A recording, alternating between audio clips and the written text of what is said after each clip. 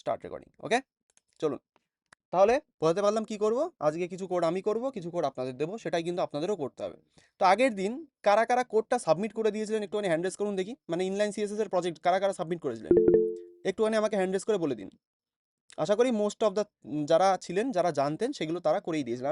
আমি actually count রাখতে পারছি না, সেটাও আমি কিছুদিন পর থেকে রাখবো যে কে কে সাবমিট করছে, কে কে করছে না। ওকে, তো এখানে দেখতে পাচ্ছি 8 জন আমাকে সাবমিট করে দিয়েছে, কিন্তু আমাদের এখানে উপস্থিত আছেন আমাকে বাদ দিয়ে, সঞ্জয় বাবুকে বাদ দিয়ে দুজন করে 14 জন। ঠিক আছে, বাকিদের কোড আমি এখনো পাইনি। তাহলে তাদেরকে জিজ্ঞেস করছি, যারা পাঠাননি এখনো, তারাও কিন্তু কোডটাকে আপনাদের সাবমিট করতে হবে। ঠিক আছে, নাহলে স্যার কিন্তু আমি পাঠাইনি স্যার, আমার মেশিনটা ডিস্টার্ব করছে, বারবার রিফ্রেশ হচ্ছে, বারবার আচ্ছা আচ্ছা, মানে ঠিক আছে। রিস্টার্ট হয়ে যাচ্ছে। কালকে দেখি দোকানে যেতে হবে নিয়ে। আচ্ছা স্যার, নো ইস্যু। আপনি তো অলমোস্ট সবই মানে আপনার কাছ থেকে আমি অনেক কিছু জানতে পারি, তো কোনো অসুবিধা নেই। আপনি জানি আপনি করবেন, ঠিক আছে, কোনো অসুবিধা নেই। তো যারা করেননি, ঠিক আছে, তাদের কথা বলছি, একটুখানি প্রিভিয়াস রেকর্ডিংস একটুখানি দেখে হলেও কোডটা কিন্তু আপনাদের সাবমিট করতে হবে। ঠিক আছে, যদি কোডের বিষয়ে বা অ্যাসাইনমেন্টের বিষয়ে কোনো কোয়েশ্চেন থাকে, আমাদের ব্যাচমেটসের নাম্বার আপনার কাছে আছে, তাদের কাছে জিজ্ঞেস করবেন যে স্যার আমার এটা এই অ্যাসাইনমেন্টটা কী ছিল, কি কোথা থেকে পাবো। ওনারা আপনাদের প্রোভাইডেড লিঙ্কস সব দিয়ে দেবে। ঠিক আছে, সেই বিষয়ে কোনো চিন্তা করবেন না। থ্যাংক ইউ যারা যারা হাত তুললেন। এবার হ্যান্ডটা রাউন্ড করে দিন, আমি এবার কন্টিনিউ করি। তাহলে তাহলে আজকের ক্লাসে আমরা শিখব ইন্টারনাল সিএসএস। কি শিখব? Internal CSS. তো এই কিছু প্ল্যান্স বলে দেওয়া ভালো, সেটা হচ্ছে ইন্টারনাল আর এক্সটার্নালের পরেই আমি আপনাদের টেলউইন্ড সিএসএস শেখাবো। ঠিক আছে, যারা ভাবছিলেন যে টেলউইন্ড কবে আসবে বা কেন এত দেরি হচ্ছে এইসব বিষয়ে, তো ইন্টারনালের পরেই এক্সটার্নাল সিএসএস, তারপরেই টেলউইন্ড আমি শুরু করব। সেটা এবং এইচটিএমএল এর সাথেই শুরু করব। ঠিক আছে, আমরা রিয়াক্টের জন্য ওয়েট করব না, যে রিয়াক্ট কবে আসবে তারপরে আমরা টেলউইন্ড শিখবো, এরকম কিন্তু কখনোই হবে না। আমরা এইচটিএমএল দিয়েই টেলউইন্ডকে শুরু করব এবং আস্তে আস্তে টেলউইন্ডের হ্যাবিটটা বানাবো।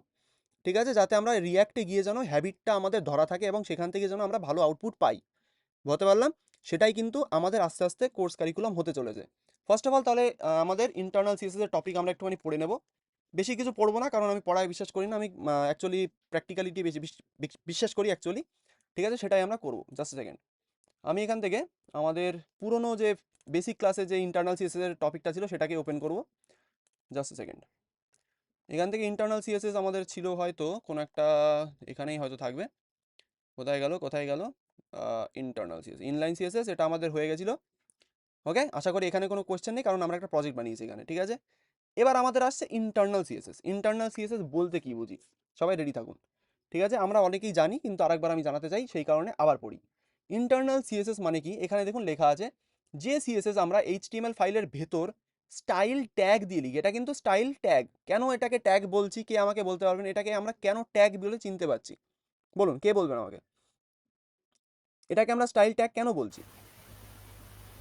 এক একজন এক একজন এক একজন এক একজন এক একজন শঙ্করবাবু আগে হাত তুলে দিন, বলুন, শঙ্করবাবু বলুন।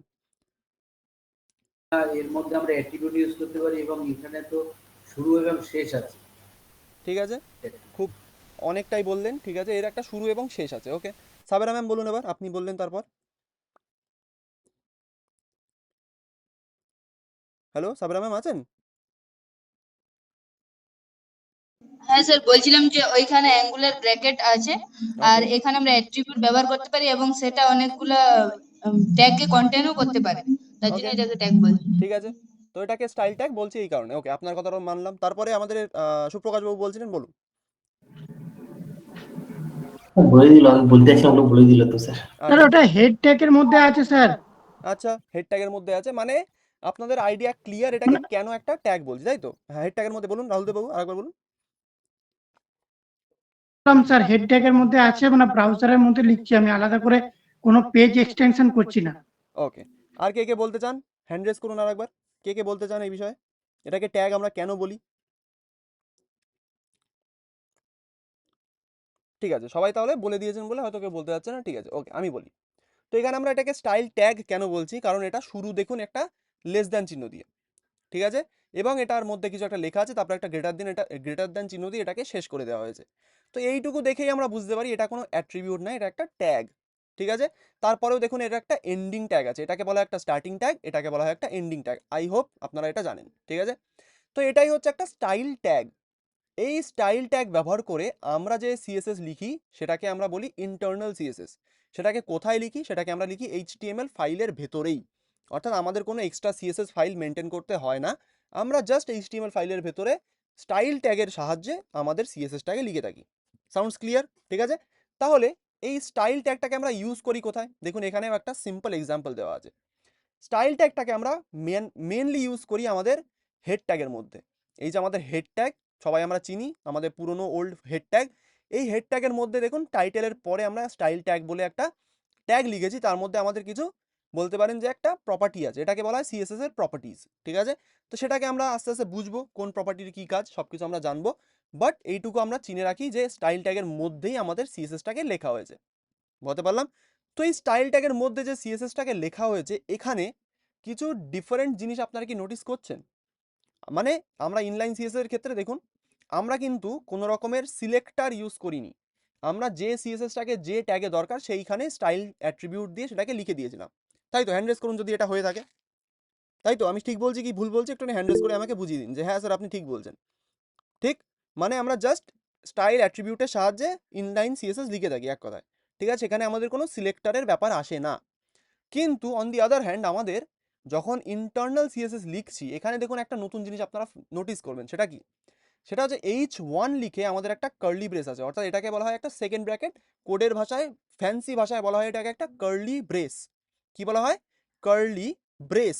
ঠিক আছে, এই সেকেন্ড ব্র্যাকেটটার মধ্যে আমাদের প্রপার্টিটা লেখা আছে যেটা আমরা চিনি, কালার রেড। মানে কি? কে বলবেন আমাকে?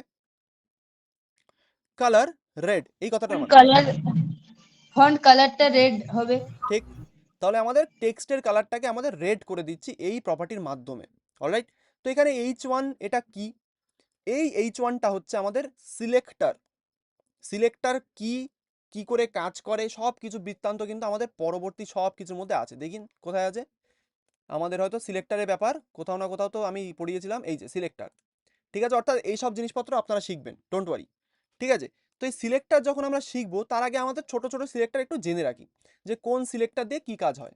তো ইন্টারনাল সিএসএস এর ক্ষেত্রে এখানে দেখুন আমরা H1 ট্যাগটাকে টার্গেট করছি এক কথায়।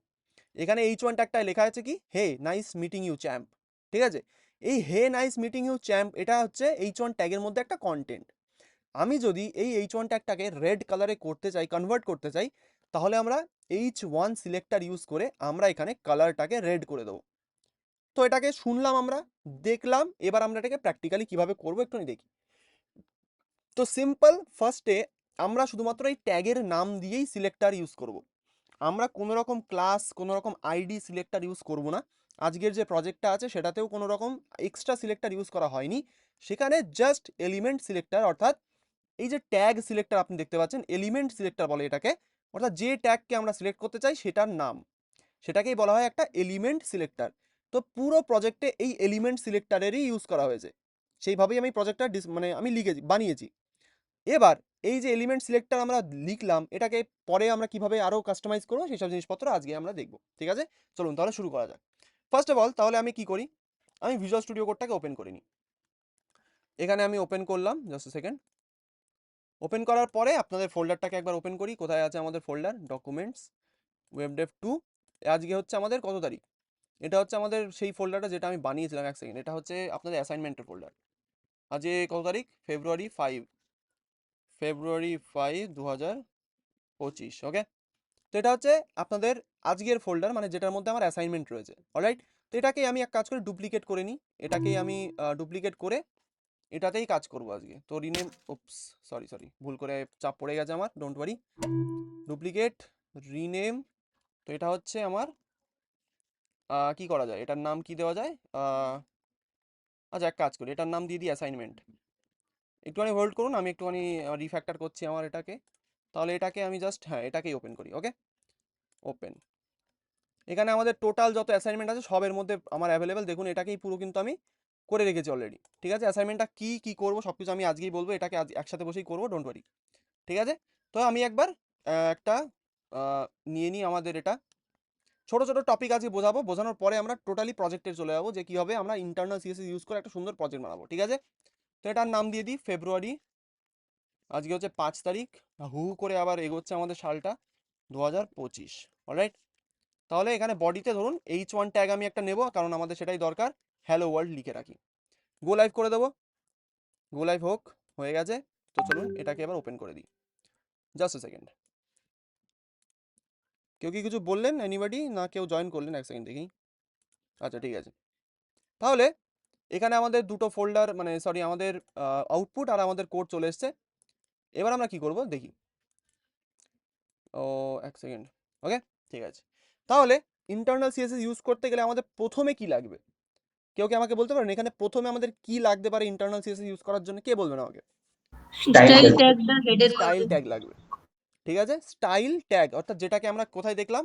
ক্যানভাতে যাই আবার, এই যে এই স্টাইল ট্যাগটা আমাদের লাগবে যদি আমরা ইন্টারনাল সিএসএস প্রথমে ইউজ করতে চাই। ঠিক আছে, সেটাকে আমরা করব কিভাবে? তো আমরা যেভাবে দেখছি এখানে সেভাবে এটাকে লিখবো। কোথা থেকে লিখবো? কোথায় গেল আমার আউটপুট? ওকে, তো আমাদের হেড ট্যাগের মধ্যে আমরা এখানে স্টাইল লিখবো। এই যে স্টাইল লিখে এন্টার করব, আমাদের স্টাইল ট্যাগ চলে আসবে। এটা একটা স্পেশাল ট্যাগ, এর মধ্যে শুধুমাত্র আমরা সিএসএস এ লিখে থাকি। মানে এখানে আমরা কোনো রকম এইচটিএমএল লিখবো না, এখানে শুধুমাত্র আমরা সিএসএস লিখবো।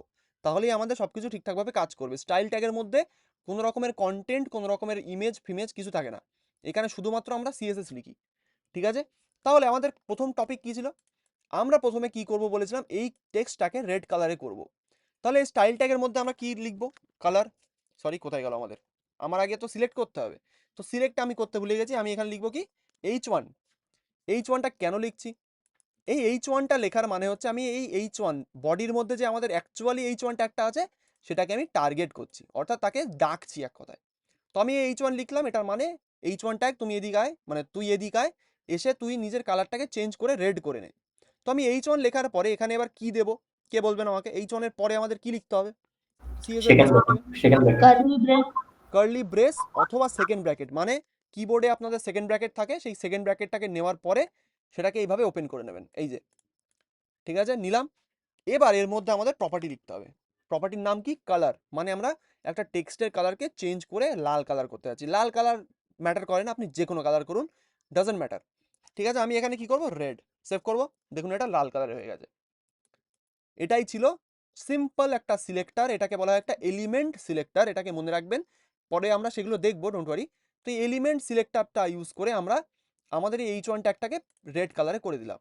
তাহলে আমাদের ধরুন এখানে একটা পি ট্যাগ রয়েছে, পি ট্যাগের মধ্যে আমাদের লরেম লিখবো, আমি একটা লরেম ধরুন 20 ওয়ার্ডসের একটা লরেম লিখবো। ঠিক আছে, সেভ করি। সেভ করার পরে এটা আমার এখানে চলে এসছে দেখুন। করার পরে এবার যদি আমি চাই ধরুন এই টেক্সটটাকে আমার ব্লু কালার করতে হবে, তাহলে আমরা কি করব? কে বলবেন আমাকে? কি কি আমাদের স্টেপস নিতে হবে এটাকে ব্লু করার জন্য? স্যার নেক্সট তার পি ট্যাগ নিয়ে তার ভিতরে সেকেন্ড ব্র্যাকেট নিয়ে তার ভিতরে কালারটা ব্লু করতে হবে। ওকে, সিম্পল। তাহলে যদি ব্যাকগ্রাউন্ড কালার করতে চাই তাহলে কি করব? Background colour blue. ওকে ঠিক আছে, তাহলে সুপ্রকাশ বাবু যেটা বললেন সেটাই মেনে চলি। তো আমি এখানে একটা পি ট্যাগ নেব, মানে পি ট্যাগ না, এটাকে বলা হয় একটা সিলেক্টর। সিএসএস এর মধ্যে যখন এটাকে লিখবো সেটা তখন হয়ে যাবে একটা সিলেক্টর, এটাকে আর ট্যাগ বলবো না এখানে। ঠিক আছে, পি সিলেক্টর অর্থাৎ পি ট্যাগের জন্য যে সিলেক্টর আমাদের চাই সেটা নিলাম। নেওয়ার পরে আমার দেখুন এখানে কালার ধরুন ব্লু করব বললাম, গ্রিন থেকে এটাকে করে দেবো ব্লু, সরি ব্লু। ওকে, সেভ করি। দেখুন এটা ব্লু কালার হয়ে গেছে। এতটাই সিম্পল ইন্টারনাল সিএসএস ইউজ করা। ঠিক আছে, এখানে আপনি সিএসএস এর যত রকম বেলস অ্যান্ড হুইসেলস বলে, মানে যত রকমের ফিচার সবকিছু এখানে ইউজ করতে পারবেন, অর্থাৎ হভার ইফেক্ট, অ্যানিমেশন, তারপরে আপনাদের মিডিয়া কোয়েরি সব কিছু ইন্টারনাল সিএসএস এর মধ্যে এখানেই চলবে। কিন্তু তাহলে এটাকে আমরা কেন ইউজ করি না? কারণ এটাকে যদি ইউজ করি আমাদের এইচটিএমএলটা সে মানে বহুত লেন্দি হয়ে যাবে। সেই কারণে আমরা ইন্টারনাল সিএসএস ছোট ছোট কাজের জন্য ইউজ করি, যেমন একটা কামিং সুন পেজ।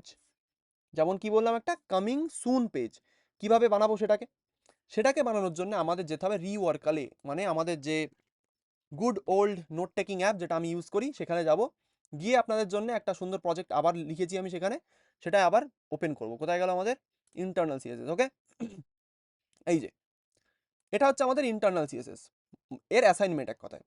তো বানাবো কোনটা প্রথমে? দেখুন the assignment I will build, অর্থাৎ এটাকে আমি বানাবো। ঠিক আছে, এটাকে একটু জুম ইন করি। দেখুন এটাকে আমি বানাবো, বানানোর পরে এটা আপনাদের বানাতে হবে। বুঝতে পারলাম? এটাকে আমি বানাবো, এটাকে আপনাদের বানাতে হবে। তো আমি কি করি, এটাকে পাবলিশ করাই হয়তো আছে, হ্যাঁ পাবলিশ করা আছে, এটাকে আমি আপনাদের চ্যাট বক্সে দিয়ে দিচ্ছি, এখানে গিয়ে আপনারা এটাকে দেখে নিন একবার। ঠিক আছে, হবার ওভার পিনেট, ওকে ঠিক আছে। তো কি করবো, এটাকে আমি দিয়ে দিয়েছি এটাকে চ্যাট বক্সে। দেখুন এই লিঙ্কে ক্লিক করুন, আপনাদের এই পেজটা ওপেন হয়ে যাবে প্রিভিউ মোডে। সেখানে গিয়ে আমরা এই ইমেজটাকে ডাউনলোডও করতে পারবো, করে আপনাদের যেমন আগের দিনও করেছিলেন সেইভাবেই কিন্তু এটাকে এগোতে হবে। বুঝতে পারলাম? তো এখানে বানাবো কোনটা, আমরা এই পেজটাকে ডিজাইন করব পুরোটাই ইন্টারনাল সিএসএস দিয়ে, বুঝতে পারলাম? তো সেটাই এবার করি। ফার্স্ট অফ অল আমি কি করব, এখানে ইমেজটাকে আমার হয়তো ডাউনলোড করাই আছে, আমি একবার ইমেজটাকে ওপেন করে নিই, just a second. Okay, just a second. কেউ হয়তো লিঙ্কটা একটুখানি গ্রুপে কেউ যদি দিয়ে দেন খুব ভালো হয়। ওকে সঞ্জয়বাবু, থ্যাঙ্কস অলট। সঞ্জয়বাবু একটু লিখে দেবেন যে এটা কিসের লিঙ্ক, ঠিক আছে? নাহলে আমাদের স্টুডেন্টরা একটু কনফিউজ হতে পারেন। এক সেকেন্ড। ওকে, আমাদের লিঙ্কটা এক সেকেন্ড কোথায় ছিল, খুঁজে নিই একবার।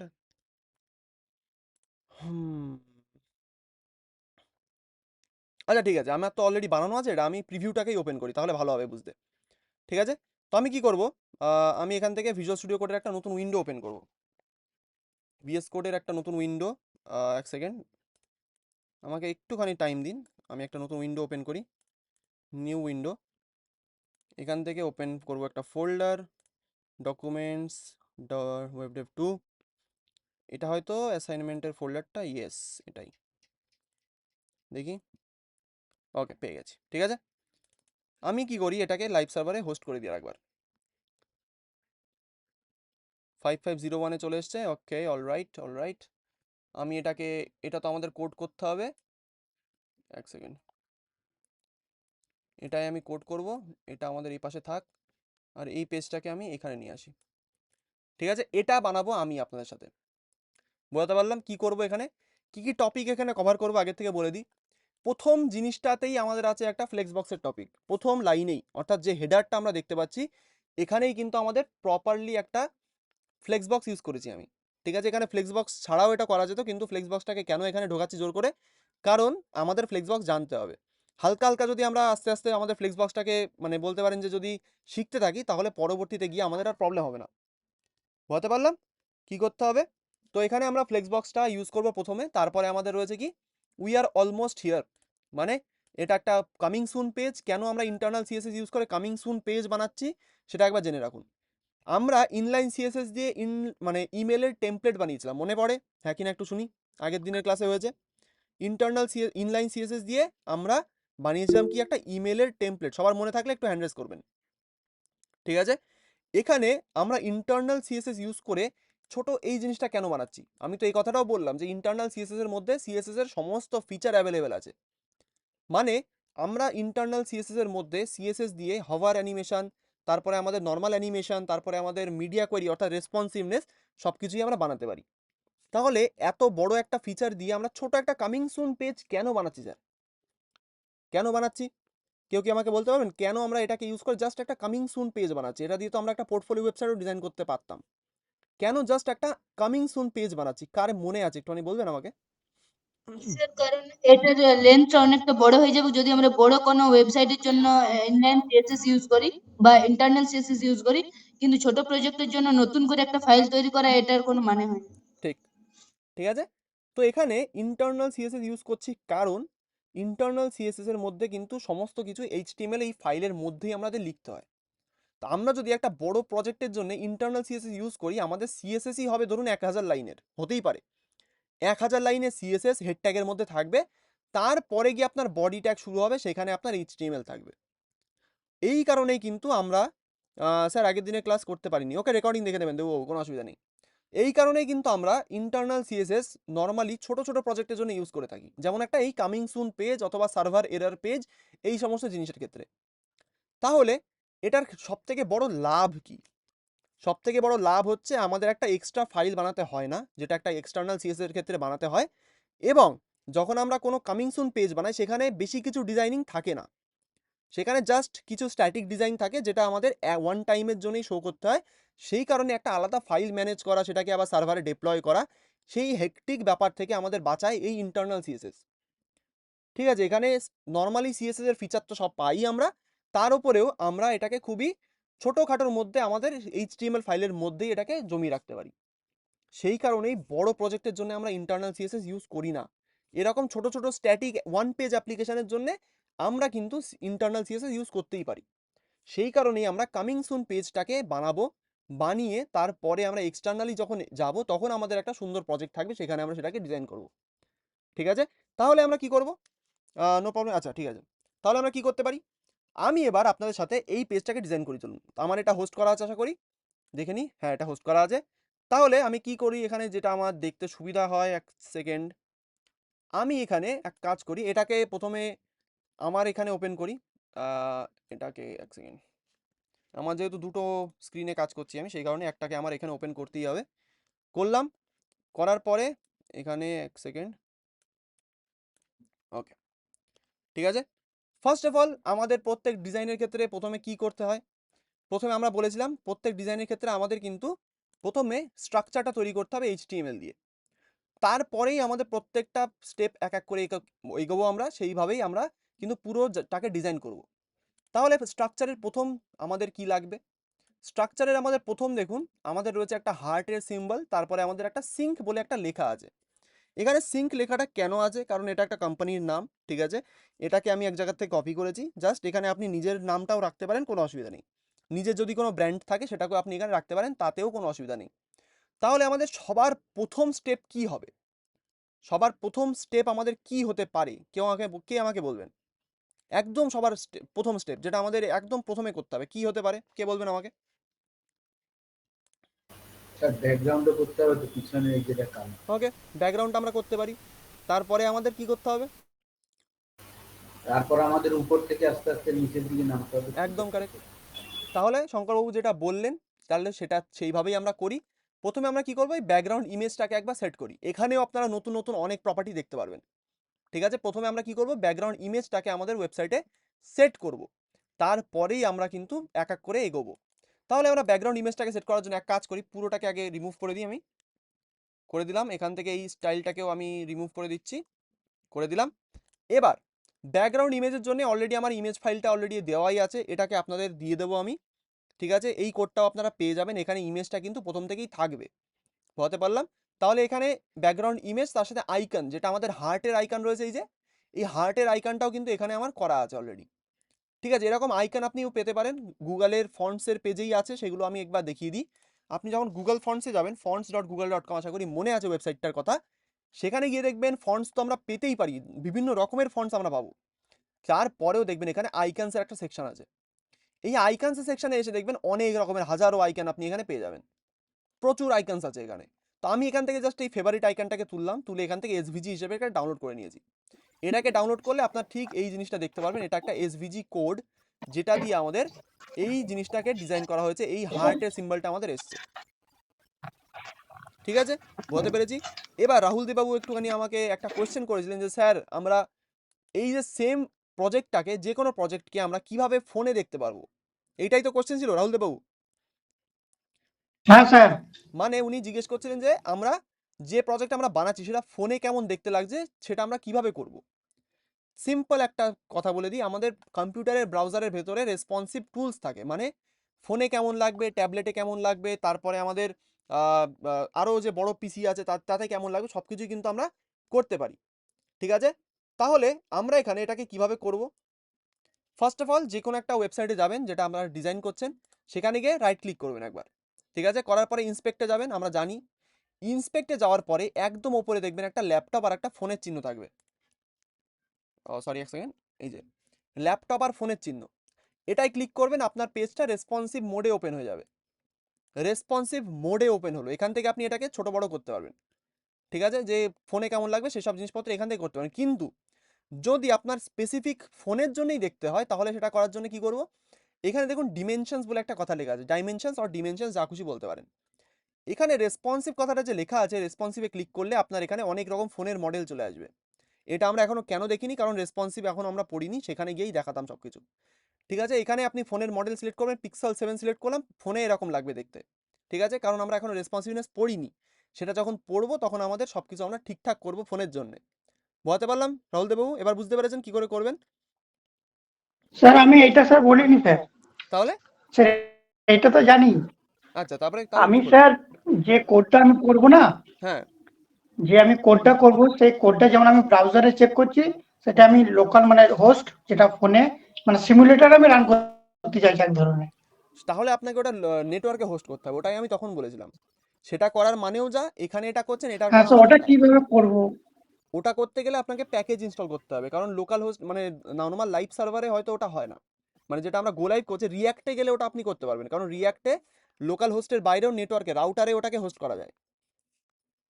বলতে পারলাম? সেটা স্যার যখন আইপি অ্যাড্রেস যেটা করা যাবে না? আইপি অ্যাড্রেস এটা তো হোস্ট হয় না, এটা জাস্ট লোকাল হোস্টে হোস্ট হয়। মানে এটা 127.0.0.1, যেটা আপনার প্রত্যেক পিসির ক্ষেত্রে একটা সেম আইপি থাকে, সেখানেই এটাকে হোস্ট করা হয়। হুম।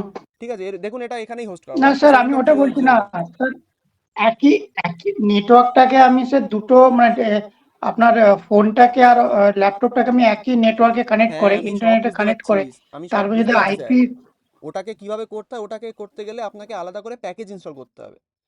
ঠিক আছে, ওটা গো লাইভ নর্মাল যে আমাদের লাইভ সার্ভার ইউজ করেছি আমরা, ওটা ওইভাবে নর্মালি ওখানে সাপোর্ট করে না। ওটা রিয়াক্টে নর্মালি ডিফল্টে সাপোর্ট আছে যে আপনি নতুন মানে নিজের ওয়েবসাইটকে ফোনে ওটাকে মানে হোস্ট করতে পারবেন। সেটা নেটওয়ার্কের ওপরে আপনি যে আইপির কথা বলছেন সেইভাবেই ওটা হোস্ট হয়।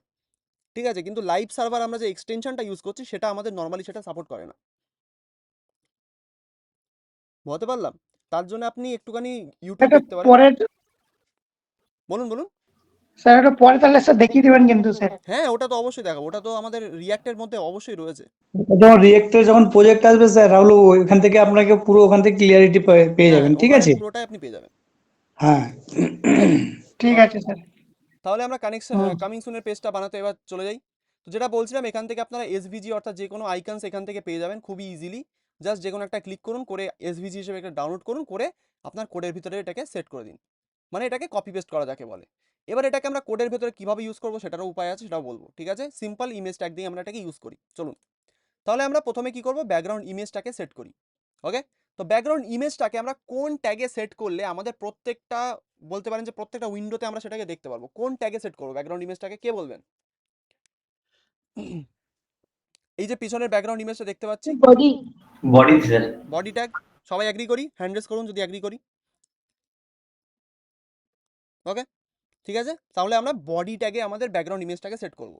তার জন্য আমরা কি করতে পারি, এখানে স্টাইল ট্যাগের ভেতরে আমরা এক কাজ করি, আগে বডির ভেতরে কোনো একটা কন্টেন্ট লিখি, নাহলে আমরা ওটা ওটা হয়তো না দেখতে পারবো, অসুবিধা নেই, কারণ বডি আমাদের পুরো ওয়েবসাইটেই হয়। তাহলে আমি কি করব, এখানে আমি বডিতে ইমেজটাকে ব্যাকগ্রাউন্ড ইমেজ বলে একটা নতুন প্রপার্টি আপনারা শিখবেন, সেটাকে বলা হয় ব্যাকগ্রাউন্ড, সরি আমাদের বডিটাকে টার্গেট করতে হবে আগে। তো বডি ট্যাগটাকে টার্গেট করলাম এইভাবে, মানে সিলেক্ট করলাম, করার পরে ব্যাকগ্রাউন্ড ইমেজ, এই যে ব্যাকগ্রাউন্ড ইমেজ প্রপার্টি, এটার নামেই তার কাজ আছে, মানে ব্যাকগ্রাউন্ডের ইমেজ সেট করতে সাহায্য করে। এবার এই ব্যাকগ্রাউন্ড ইমেজ প্রপার্টির মধ্যে আমাদের তো এই পাথটাকে দিতে হবে, যেটা আমরা ইমেজের এসআরসিতে দিচ্ছিলাম বা বিভিন্ন ট্যাগের ভেতরে আমরা একটা পাথ দিচ্ছিলাম আমাদের ইমেজের। ভিডিওর ক্ষেত্রেও দেখেছি, অডিওর ক্ষেত্রেও সেটাকে দেখেছি। তাহলে ব্যাকগ্রাউন্ডের ইমেজের ক্ষেত্রে সিএসএস এর ভেতরে আমরা পাথ দেব কিভাবে, কে বলতে পারবেন আমাকে? জানা থাকলে বলতে পারেন, নাহলে আমি দেখাবো। ইউআরএল, ওকে, রাহুল দেববাবু বলেন ইউআরএল। সেই ইউআরএলটা তো এই ইউআরএলটা কি সেটা বলুন রাহুল দেববাবু। ইউআরএল তো বললেন, ইউআরএলটা কি অ্যাকচুয়ালি এখানে? সোর্স সেই ইউআরএল ওই যে পাথটা যেটা আছে ওটা সে তো বুঝতে পারছি, কিন্তু ইউআরএল আপনি লিংকটা যেটার কথা বলছেন, এই যে ইউআরএল, এই ইউআরএলটা কি হ্যাঁ এটার স্যার, কথা কি বলছেন? ফোল্ডারের মধ্যে যেখানে আমার ফাইল সবই পিকচারটা বুঝতে থাকবে পারছি, সেটা। ঠিক ঠিক সবই বুঝতে পারছি। এই ইউআরএল এর একটা নাম আছে, এই যে ইউআরএল আমরা ইউজ করছি, এই যে ইউআরএল, এটা হচ্ছে সিএসএস এর ভেতরে এটাকে বলা একটা ফাংশন। কি বলা হয় এটাকে? এটা একটা ফাংশন। ঠিক আছে, এটার মধ্যেই আমাদের এই ফাংশনের দেখুন একটা ফার্স্ট ব্র্যাকেটের মধ্যে আমাদের এই পাথটাকে দিতে হয় যে আমাদের ইমেজটা অ্যাকচুয়ালি কোথায় আছে। তো আমি ব্যাকগ্রাউন্ড ইমেজের মধ্যে ইউআরএল লিখবো এরকম করে, যেখানে আমরা যে কোনো ভ্যালু লিখে থাকি, এখানে লিখবো কি ইউআরএল। লিখলে দেখুন একটা আমাদের সাজেশন দিচ্ছে ভিজুয়াল স্টুডিও কোড। এই ইউআরএল ফাংশনটাকে ইউজ করে আমরা আমাদের ব্যাকগ্রাউন্ড ইমেজের পাথটাকে এর মধ্যে দেবো। তো পাথ দেওয়ার জন্য একটা স্ট্রিং নেবেন, মানে একটা কোটেশন নেবেন, নিয়ে এবার পাথটাকে আপনাকে দিতে হবে। তো ডট স্ল্যাশ ইমেজেস, ইমেজেসের পরে background image dot PNG save করি, দেখুন এটা আমার চলে এসছে। ঠিক আছে, এবার ইমেজটা তো এলো, ইমেজটা আমাদের এসছে, আমরা দেখতে পাচ্ছি, কিন্তু ইমেজের একটা মানে খারাপ জিনিস নোটিস করেছেন কেউ? মানে ইমেজটা কেমন একটা দেখুন, এই ইমেজটা কিন্তু এই পর্যন্ত, নিচের এই পার্টটা কেন আসছে এটা কি কারো জানা আছে? নিচের আমাদের ইমেজটা তো এই ব্লু কালারের লাইনটা এই পর্যন্ত, ঠিক আছে, তাহলে নিচের এই পার্টটা আমাদের কেন আসছে, কে বলতে পারবেন আমাকে?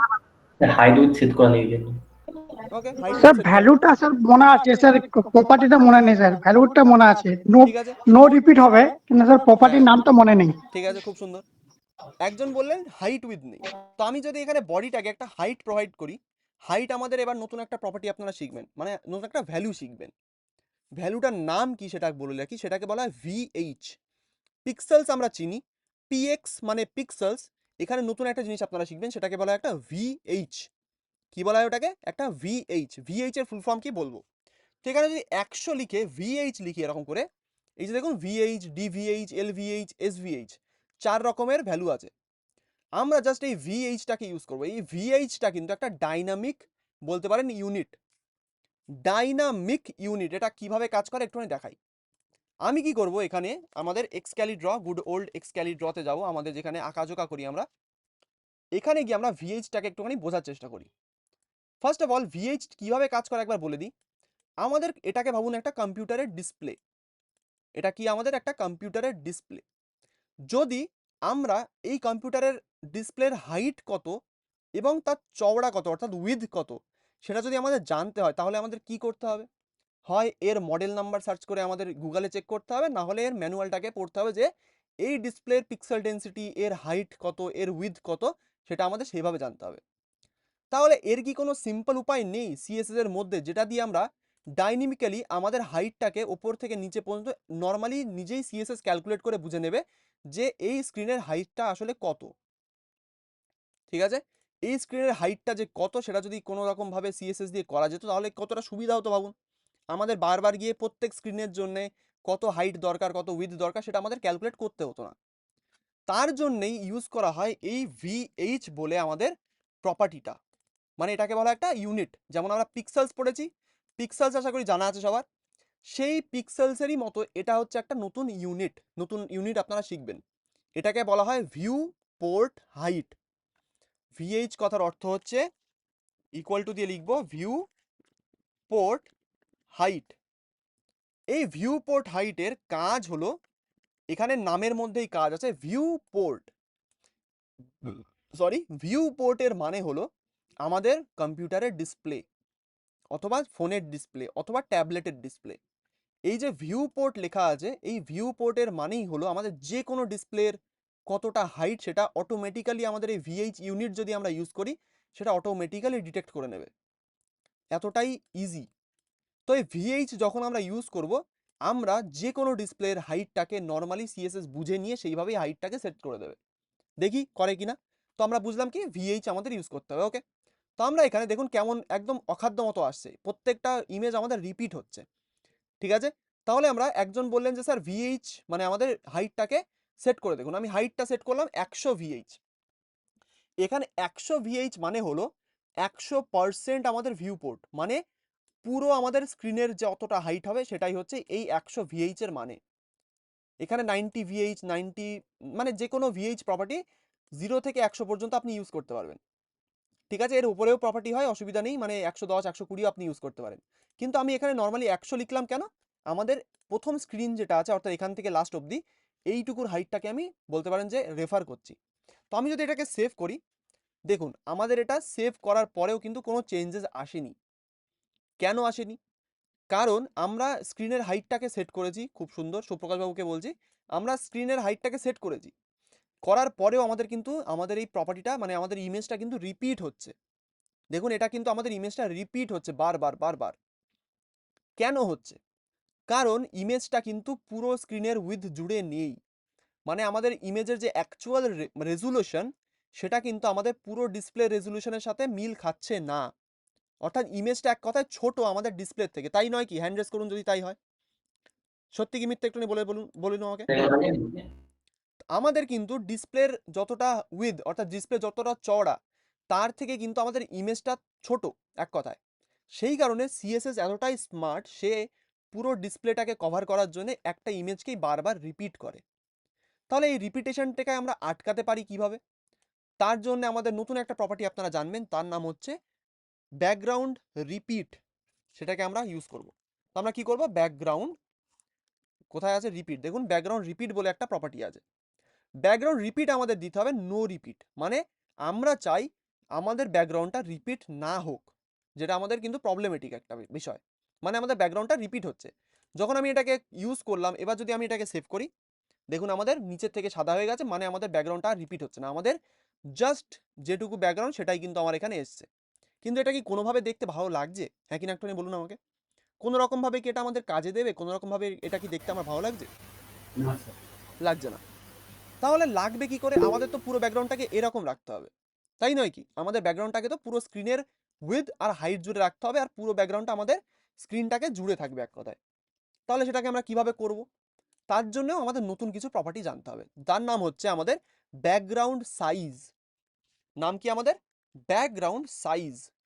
এই যে ব্যাকগ্রাউন্ড সাইজে দেখুন বিভিন্ন রকমের প্রপার্টি আছে, মানে ভ্যালু আছে, কিন্তু আমাদের একটা ভ্যালুই আমরা ইউজ করব, যার নাম হচ্ছে কভার। ব্যাকগ্রাউন্ড সাইজ কভারের মানে হচ্ছে আমাদের ইমেজ যতই চওড়া হোক, মানে সে ছোট হোক বা বড় হোক, আমাদের সেটা পুরো স্ক্রিনটাকে জুড়ে নেবে এক কথায়। ব্যাকগ্রাউন্ড সাইজ কভার মানে ব্যাকগ্রাউন্ডের সাইজ আমি চাচ্ছি পুরো স্ক্রিনটাকে কভার করে নিক, এটাই আমাদের চাই। তো আমরা সেটাই করব। যেই আমি এটাকে দেখুন সেভ করব, সেভ করলাম, এবার দেখুন স্ক্রিনের নিচে চলে গেল ইমেজটা, যাওয়ার সঙ্গে এবার দেখি আমাদের ইমেজটা কিন্তু কভার করে নিয়েছে। কিন্তু এবারও একটা জিনিস নোটিস করুন, কভার করার পরে ইমেজটা অতিরিক্ত জুম ইন হয়ে আছে, তাই নয় কি? হ্যাঁ হ্যাঁ কি না একটু বলুন আমাকে। ইমেজটা কিন্তু প্রচুর জুম হয়ে আছে, তাই তো? ঠিক। তো এই জুম থেকে আমরা কিভাবে বাঁচতে পারি, তার জন্যেও একটা সলিউশন আছে। সলিউশনটার নাম হচ্ছে ব্যাকগ্রাউন্ড পজিশন বলে একটা প্রপার্টি হয়েছে, বাট ব্যাকগ্রাউন্ডটা জুম হয়ে আছে একদম। ইমরাজবাবু একদম কারেক্ট। তো আমাদের ব্যাকগ্রাউন্ডটা জুম ইন হয়ে থাকা থেকে বাঁচাতে পারে কি? তার নাম হচ্ছে ব্যাকগ্রাউন্ড পজিশন। এই যে ব্যাকগ্রাউন্ড পজিশন আমাদের একটা প্রপার্টি, যেটা আমাদের ব্যাকগ্রাউন্ডের পজিশনটাকে সেট করতে সাহায্য করে। আমি যদি এটাকে সেট করি সেন্টার, সেভ করব, এবার দেখুন আমাদের স্ক্রিনটা যাই হয়ে যাক, আমাদের এটা জুম ইন থাকুক যাই থাকুক, এবার কিন্তু এটার সাথে আমার ম্যাচ করছে। দেখুন ভালো করে, আমাদের অ্যাকচুয়াল যে ডিজাইন তার সঙ্গে কিন্তু এটা আমার ম্যাচ করছে। ঠিক আছে, তাহলে একটা ব্যাকগ্রাউন্ডকে সেট করার জন্য কি কি প্রপার্টি ইউজ করলাম লিখে রাখুন যদি চান তো।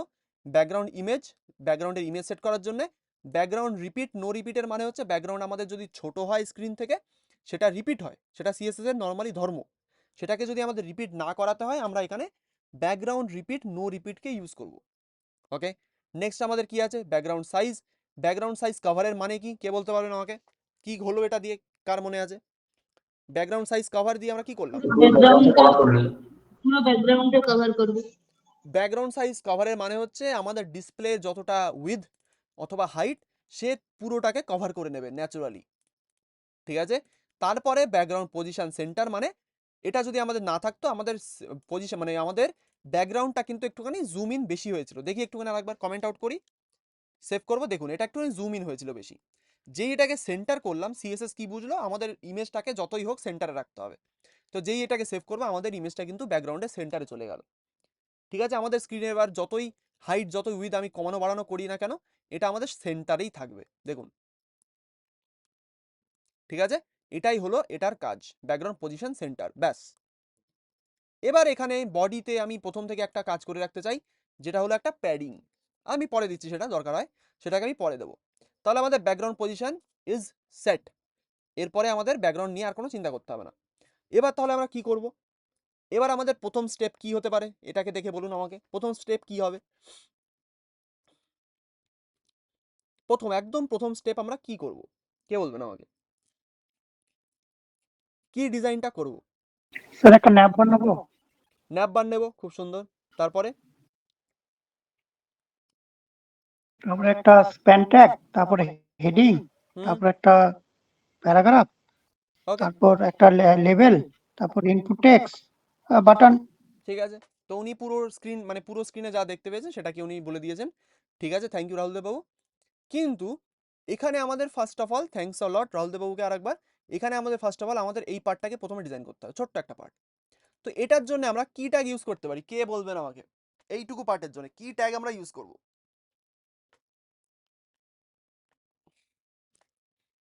বলুন, সেমান্টিক ওয়েতে বলবেন স্প্যান অর্থাৎ। ট্যাগ, বলুন সাবির আহমেদ আরেকবার বলুন। Span tag. স্প্যান ট্যাগ, ওকে। স্প্যান ট্যাগ কি আমরা এখানে ইউজ করতে পারি? আপনি নিজেকে সেমান্টিক ওয়েতে ভাবুন, যে সেমান্টিক ওয়েতে যদি এটাকে স্প্যান দিয়ে লিখি তাহলে আমাদের কি প্রবলেম হতে পারে। অথবা যদি আমি সেমান্টিক ওয়েতে ভাবি তাহলে আমি একটুখানি বলেই দিই, এখানে আমরা এইটুকু সেকশনের জন্য একটা হেডার ট্যাগ ইউজ করব, একটা সেমান্টিক ট্যাগ যার নাম হচ্ছে হেডার। কি ইউজ করব বলি আরেকবার, হেডার। এই যে হেডার ট্যাগ এ কিন্তু এরকম, এটা কিন্তু কোনো ন্যাভ বার না, আগের থেকে বলে দিই। এটা কিন্তু কোনো ন্যাভ বার না, এখানে ক্লিক করলে আমাদের কিছুই হবে না, এটা জাস্ট একটা কামিং সুন পেজ, এখানে আমাদের ওরকম কিছুর ইমপ্লিমেন্টেশন নেই। আমাদের এটাকে একটা হেডার বলতে পারি, অর্থাৎ যেখানে আমাদের ছোট্ট একটা আইকন, একটা আমাদের ধরুন কোম্পানির লোগো থাকবে, জাস্ট এইটুকুই। আমি এখানে একটা হেডার ট্যাগ ইউজ করতে পারি এই কাজের জন্য। তো আমি হেডার ট্যাগ ইউজ করব, করার পরে আমি এবার কি করব, এখানে আমাদের ইমেজটাকে নেব, এই যে ইমেজ, এই ইমেজটাকে নেব। তাহলে করি, আমি এখানে ইমেজটাকে নেওয়ার জন্য একটা আইএমজি ট্যাগ নেব অবভিয়াসলি। এই আইএমজি ট্যাগের মধ্যে আমাদের এবার এসআরসির ভেতরে ইমেজের এসআরসি দিতে হবে। তো /images icon.svg, যেমন আমরা নর্মাল ইমেজ ইম্পোর্ট করি সেইভাবেই আমরা এটাকে ইম্পোর্ট করে নিলাম। এটাকে যদি সেভ করি, দেখুন আমাদের ইমেজটা চলে এসছে খুব সুন্দরভাবে। চলে আসার পরে এখানে একটা অল্ট দিয়ে দিই, এটা ধরুন একটা লোগো, ঠিক আছে, সেভ করি, অল্ট দিয়ে দিয়েছি। এবার আমাদের কি লাগবে, এবার আমাদের এই পার্টটা লাগবে, সিঙ্ক বলে লেখাটা। তার জন্য আমি কি ইউজ করতে পারি, স্প্যান ট্যাগ ইউজ করতে স্যার পারি। বলুন দেবসীমা। স্যার স্যার বলুন। বলছি যে ওই আইকন ডট এসভিজি, যেটা ওই আপনি ফন্ট ডট গুগল ডট থেকে নিলেন, হুম, ওটা যদি আরেকবার মানে করতে হবে না, শুধু জাস্ট দেখিয়ে বলে দিলে একটু ভালো হতো আর কি। এই যে গুগল ডট ফন্টস মানে ফন্টস ডট গুগলের ওয়েবসাইটে আসবেন, এসে দেখবেন হ্যাঁ আইকনস বলে একটা সেকশন আছে, এই যে আইকনস, ঠিক হ্যাঁ আছে। হ্যাঁ হ্যাঁ এখানে আসার পরে অনেক রকম আইকনস আপনি দেখতে পারবেন, হ্যাঁ হ্যাঁ ঠিক আছে। এখানে ক্লিক করুন যে কোনো একটাতে, করে এসভিজি হিসেবে একটা ডাউনলোড করে নিন, ব্যাস। এখান থেকে আপনি এটা ডাউনলোড কালারও করে চেঞ্জ করতে নিলেই হয়ে যাবে। হ্যাঁ, এখান থেকে আপনি এটার কালারও চেঞ্জ করতে পারবেন, সেইভাবেই এটা ডাউনলোড হবে। দেখুন এটার কালার কিন্তু চেঞ্জ হয়ে গেছে, আচ্ছা আচ্ছা। ঠিক আছে। খুবই সিম্পল, খুবই এফেক্টিভ একটা জিনিস, তো এটাকে আপনারা ইউজ করতেই পারেন। ওকে, ঠিক আছে। তাহলে এটাকে আমি ইউজ করলাম, আমাদের একটা ইমেজ এখানে চলে এসেছে। আসার পরে এখানে আমাদের লোগোটা লাগবে, অর্থাৎ এই যে লোগো, এটাকে আমাদের নিতে হবে। তো আমরা এখানে কি করতে পারি, আমি এখানে আমাদের পি ট্যাগ ইউজ করতে পারি, স্প্যান ট্যাগ ইউজ করতে পারি, যে কোনো ট্যাগ আমি এখানে ইউজ করতে পারি। কিন্তু যেহেতু আমরা ফ্লেক্স বক্স ইউজ করবো বলেছি, আমি এখানে পি ট্যাগই ইউজ করি, অথবা এইচ ট্যাগও আপনি ইউজ করুন, কোনো অসুবিধা নেই, এখানে কোনো বাধ্যবাধকতা নেই। তো আমি এখানে সিঙ্ক বলে এটা লিখে রাখছি, অথবা আমি এটার জন্য কি করতে পারি, ঐন্দিল নামটা লিখে রাখি, সেভ করি, করলাম। দেখুন আমার ঐন্দিল নামটা চলে এসছে। কিন্তু একটা উইয়ার্ড জিনিস নোটিস করুন, এখানে আমি দেখতে পাচ্ছি সবকিছু ঠিকঠাক আছে, এটা আমাদের ওপর থেকে নিচের দিকে এসছে, কারণ পি ট্যাগ একটা ব্লক লেভেল ট্যাগ, এটা আমরা জানি। এবার একটা জিনিস ভালো করে নোটিস করে দেখুন, এখানে আমাদের যে আইকনটা আছে আর আমাদের যে লেখাটা আছে, এটার মধ্যেখানে দেখুন কতখানি গ্যাপ রয়েছে। সবাই দেখতে পাচ্ছেন আশা করি, এই যে লাভ আর এই যে ঐন্দিল লেখাটা, এর মধ্যেখানে কতখানি গ্যাপ রয়েছে। এই গ্যাপটাকে যদি আমাদের রিমুভ করতে হয়, এটাকে আমরা প্রথম কথা রিমুভ করবোই বা কেন, এটাও আমাদের কনসার্ন থাকা উচিত। কারণ কিছু কিছু ক্লাসে আমি বলেছি যে প্রত্যেকটা ট্যাগে একটা বিশেষ মার্জিন, একটা প্যাডিং সে নিজে থেকে নিয়ে থাকে। কারণ প্যারাগ্রাফ ট্যাগের ক্ষেত্রে কেন নেওয়া থাকে, কারণ প্যারাগ্রাফ লেন্দি হয় অনেক, সেখানে লাইনের ব্রেক করার পরে লাইনের মধ্যেখানে ফাঁকাটা দেওয়ার জন্যই কিন্তু তাদের মধ্যে মার্জিন একটা প্রথম থেকেই থাকে। আমাদের যদি এই এক্সেস মার্জিনটা ডিজাইনের মধ্যে থাকে, তাহলে কিন্তু আমরা মন মতো ডিজাইন করতে পারবো না, এটাই সব থেকে বড় প্রবলেম। মানে আমরা যদি আমাদের ডিজাইনটাকে নিজেদের মতো কাস্টমাইজড করতে চাই, আমাদের এই সমস্ত প্রি বিল্ট মার্জিন প্যাডিং থেকেও আমাদের জীবনটাকে বাঁচাতে হবে। সেটাকে আমরা কি ইউজ করে তাড়াতে পারি, সেটাকে আমরা ইউজ করব একটা ইউনিভার্সাল সিলেক্টর দিয়ে, আমরা এটাকে দূর করব। মানে এই পুরো বডির মধ্যে, পুরো এইচটিএমএল এর মধ্যে এরকম নর্মাল ছোট ছোট মার্জিন প্যাডিং আসবেই আসবে। সেটাকে আমরা দূর করব কি দিয়ে, একটা মার্জিন জিরো, একটা প্যাডিং জিরো বলে প্রপার্টি পুরো এইচটিএমএল এ আমরা অ্যাপ্লাই করব, ঠিক আছে। সেটাকে কোথা থেকে অ্যাপ্লাই করব, আমরা এখানে স্টাইল ট্যাগের মধ্যেই এখানে আমরা একটা স্টার লিখবো, এইভাবে কি লিখবো, একটা স্টার। এটাও পরবর্তীকালে আপনাদের এক এক করেই শেখাবো। এটা আমি এখনই কেন দেখিয়ে দিচ্ছি, এটা কিন্তু খুবই ইম্পর্টেন্ট একটা জিনিস, ঠিক আছে। এটাকে এখনই ভেবে রাখুন, পরে গিয়ে আসলে এটা কিভাবে ইউজ করতে হয় কি না করতে হয় সব কিছু বলবো, এখনই বলে দিচ্ছি দরকার হয়।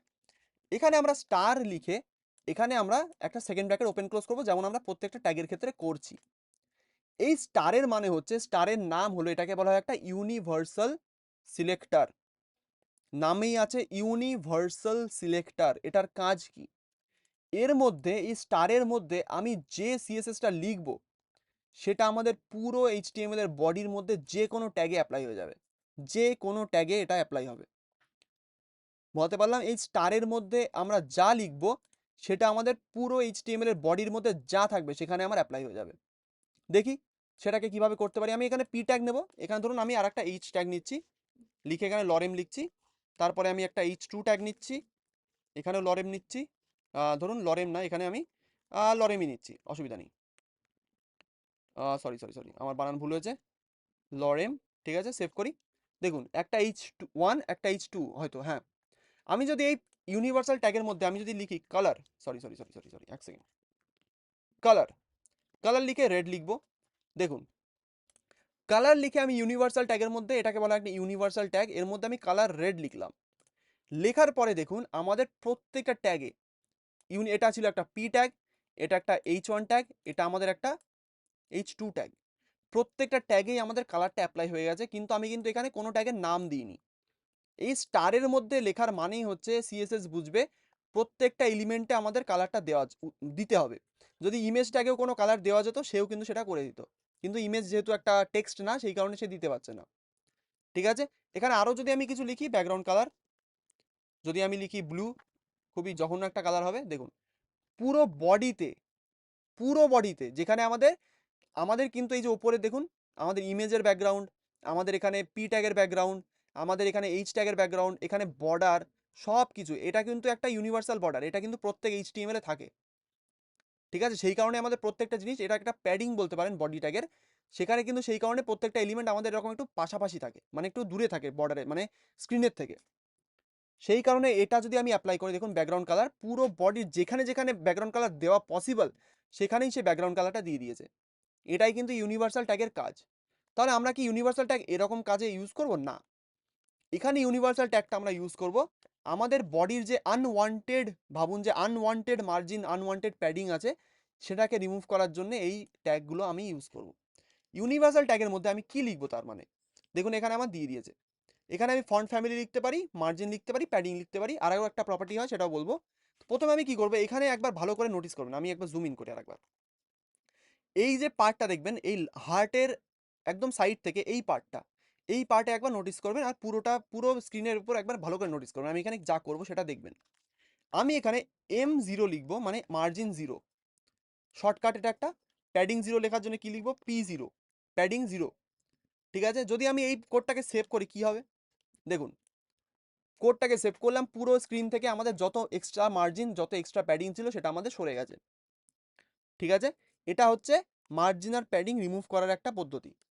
ঠিক আছে, এটা কিন্তু করতেই হবে, প্রত্যেক HTML এ করতে হয়, কারণ HTML এর ভেতরে একটা নর্মালি একটা ডিফল্ট মার্জিন, ডিফল্ট প্যাডিং প্রথম থেকে দেওয়া থাকে। তারপরে আমাদের নতুন একটা প্রপার্টি হবে, সেটা হচ্ছে বক্স সাইজিং। ঠিক আছে, বক্স সাইজিং, বর্ডার বক্স। এটার কাজ সিম্পলি কিচ্ছু না, এটা অ্যাকচুয়ালি CSS কে ক্যালকুলেট করতে সাহায্য করে আমাদের যে প্যাডিং আছে আর বর্ডার আছে তার মধ্যে দূরত্ব, এবং সেটা সেইভাবে সে ডিজাইন করে। বক্স সাইজিং, বর্ডার বক্স, এটা নিয়ে আপনি একটুখানি পড়তে পারেন, কিন্তু এইসব জিনিসপত্র পরে আমি বোঝাবো। এটাকে আমি কেন লিখে রাখছি এখনই, কারণ আমাদের ডিজাইনটাকে সুন্দর বানাতে হবে। তো বক্স সাইজিং, বর্ডার বক্স, এটা অ্যাকচুয়ালি প্যাডিং আর বর্ডারের সঙ্গে অ্যাকচুয়ালি বলতে পারেন যে, দেখুন এখানে লেখা আছে specifies the behaviour width and height properties. ঠিক আছে, এক কথায় বলতে পারেন যে হাইট আর উইথের মধ্যে একটা, মানে নর্মালি একটা প্যাডিং আর বর্ডার থাকে, সেটাকে রিমুভ করার জন্য এটাকে আমরা ইউজ করছি এক কথায়। ঠিক আছে, তো এটা জাস্ট এখন লিখবেন, লেখার পরে আস্তে আস্তে কাজটা আপনারা নিজেরাই বুঝতে শুরু করবেন। যদি এটাকে আমি সেভ করি, দেখুন আমাদের কোনো চেঞ্জ হয়নি, কিন্তু এটার চেঞ্জ আমরা পরবর্তীতে যে কোনো ট্যাগের ক্ষেত্রে বুঝতে পারবো। বলতে পারলাম। এবার আমাকে যদি কেউ বলতে পারেন যে এরকম একটা ইউনিভার্সাল ট্যাগের ভেতরে মার্জিন, প্যাডিং তো আমরা ইউজ করতেই পারি, আরও একটা ইউনিভার্সাল জিনিস আমাদের কোডের ভেতরে থাকে যেটা আমরা ইউজ করার জন্য তৎপর হয়ে থাকি, কারণ প্রত্যেকটা টেক্সটের ক্ষেত্রে সেটা আমাদের দরকার হয়। সেটা কি হতে পারে যেটাকে আমরা ইউনিভার্সাল ট্যাগের মধ্যে রাখতে পারি, কে বলতে পারবেন আমাকে? Box sizing font family. Font sir, family. Box sizing. Box sizing তো করলাম, আমাদের ও, লাগবে টেক্সটের ক্ষেত্রে ফন্ট খুবই ফ্যামিলি। ভালো। কারণ আমরা একটা জিনিস নোটিস করুন, এখানে আমাদের মানে যে ওয়েবসাইটটা বানিয়েছি, এক সেকেন্ড কোথায় গেল, একটু জুম আউট করি, হ্যাঁ, এখানে দেখুন আমাদের কিন্তু প্রত্যেকটা ফন্ট কিন্তু, মানে প্রত্যেকটা না, পুরো বডিতেই কিন্তু একটা মানে একটা ফন্ট অ্যাপ্লাই করা আছে, ফন্টের ফ্যামিলি অ্যাপ্লাই করা আছে। এখানে ফন্টের ফ্যামিলির নামটাও বলবো, আমি একটু দেখে নিই, আমার একটা যদি খেয়াল নেই, এটা হয়তো পপিন্স না, এক সেকেন্ড দেখে নিই। ও আচ্ছা, মন্টসেরাট। ঠিক আছে, এটা হচ্ছে মন্টসেরাট ফন্ট, এটাকেও গুগল ফন্টস থেকেই আনা হয়েছে। তো এটাকে একবার অ্যাপ্লাই করতে পারি আমরা, পুরো বডিতেই এটা অ্যাপ্লাই হয়ে যাবে, আমাদের এক্সট্রা কোনো টেক্সটের জন্য আলাদা করে ফন্ট ফ্যামিলি লিখতে হবে না, খুবই ইজি একটা জিনিস। তাহলে আমরা সেটাই করি। প্রথমে আমাদের এখানে ডিজাইনটা আমরা নিলাম, ওইন্দিল লেখাটা আমার এসছে, এবার এখানে আমি এক কাজ করি, একটা ফন্ট ফ্যামিলি অ্যাপ্লাই করে দিই। তার জন্য আমি কোথায় যাব, গুগল ফন্টসের ওয়েবসাইটে গিয়ে এখানে সার্চ করব মন্টসেরাট, অথবা কি নাম ছিল অ্যাকসেন্ট ভুলে গেছি, মন্টসেরাট। মন্ট সেরাট, ঠিক আছে। এই ফন্টটি ইউজ করতে হবে এর কোনো মানে নেই, কিন্তু ফন্টটা আমার খুব ভালো লাগে সেই কারণে আমি এটা ইউজ করছি। এখান থেকে এটাকে গেট ফন্ট করবেন, করার পরে এখান থেকে কোথায় যাব, গেট এমবেড কোড, তারপরে এখান থেকে লিঙ্ক কপি করব, করে এখানে হেড ট্যাগের মধ্যে এটাকে পেস্ট করব, করে এবার সেভ করব।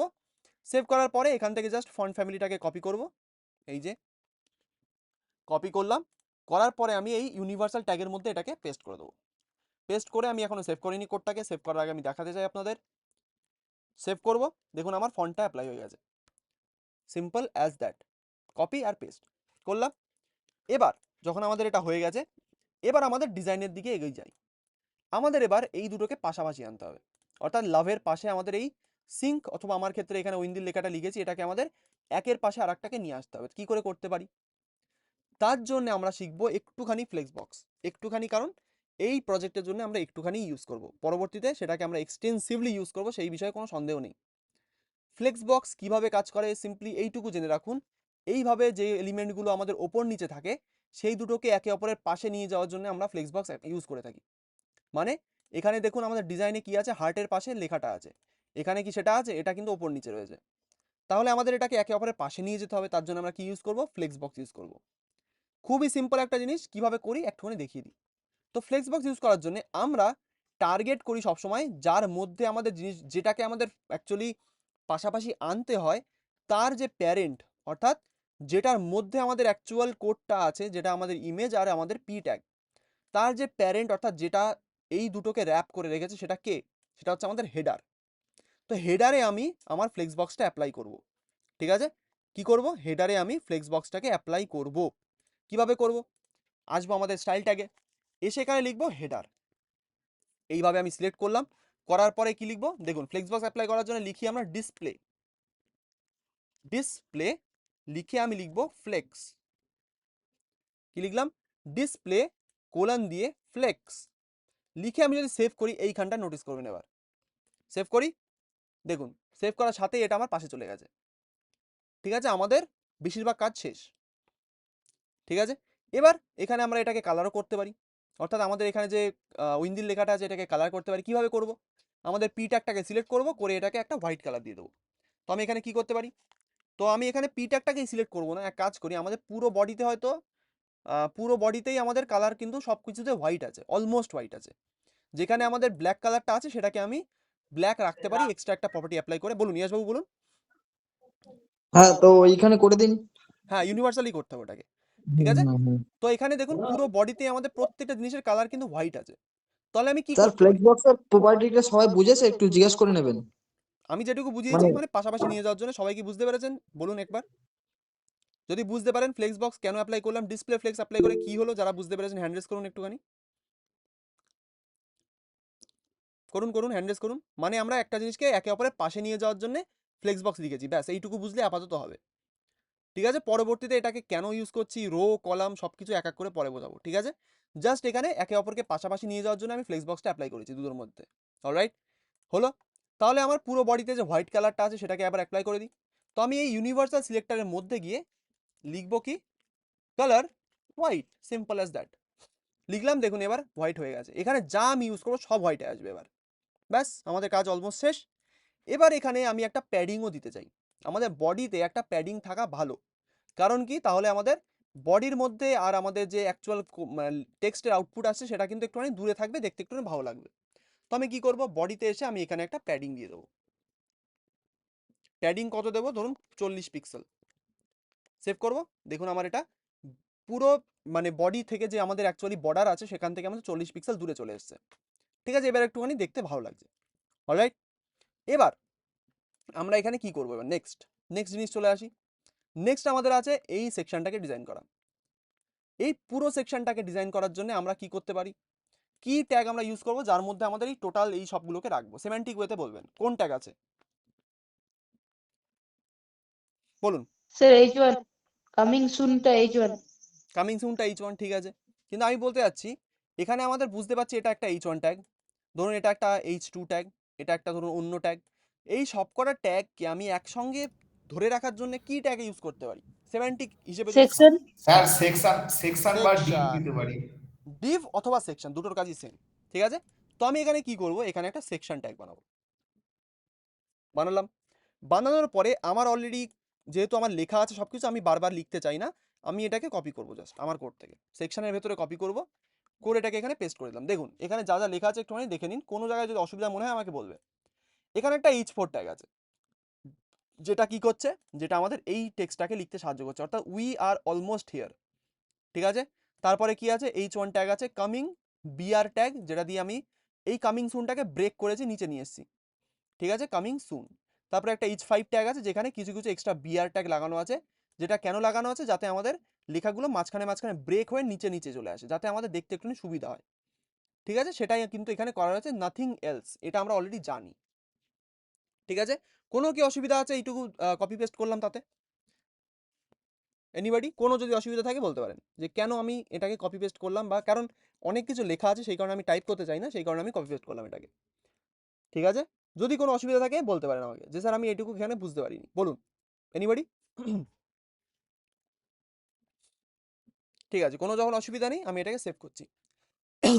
সেভ করলে দেখুন আমাদের যেমন কোডের কাজ হয়, এ কিন্তু আমাদের h4 ট্যাগকে, h1 ট্যাগ, তার সাথে আমাদের h5 ট্যাগ সবকটাকে কিন্তু এনে দিয়েছে। এবার এখানে আমাদের প্রত্যেকটা ট্যাগের একটা জিনিস নোটিস করুন, প্রত্যেকটা ট্যাগ আমাদের কিন্তু বোল্ড আছে, ফন্টের ওয়েট কিন্তু এর বোল্ড আছে। কেন বোল্ড আছে? কারণ আমরা জানি হেডিং ট্যাগ নর্মালি বোল্ডেই থাকে। আমরা যদি প্রত্যেকটা ট্যাগের ফন্টের ওয়েটটাকে চেঞ্জ করতে চাই, তাহলে আমরা কি করব বলুন আমাকে, কে বলবেন কি করলে আমাদের ফন্টের ওয়েটটা চেঞ্জ হবে? বলুন এনিবডি। স্যার ফন্ট ওয়েট বলে প্রপার্টি একটা আছে তো ঠিক, তাহলে আমরা ফন্ট ওয়েট বলে প্রপার্টিটা ইউজ করব, একদম সিম্পল জিনিস। তাহলে আমরা সেটাই করি।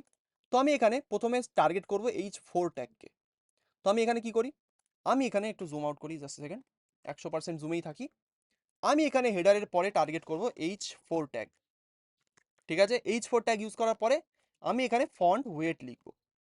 ফন্ট ওয়েট কত লিখবো, ধরুন 400, কারণ ফন্টের ওয়েট জানি কোনো পিক্সেলস কোনো ইয়েতে হয় না, ওটা একটা স্পেশাল ভ্যালু হয়, যেই কারণে আমরা জাস্ট 400 লিখছি।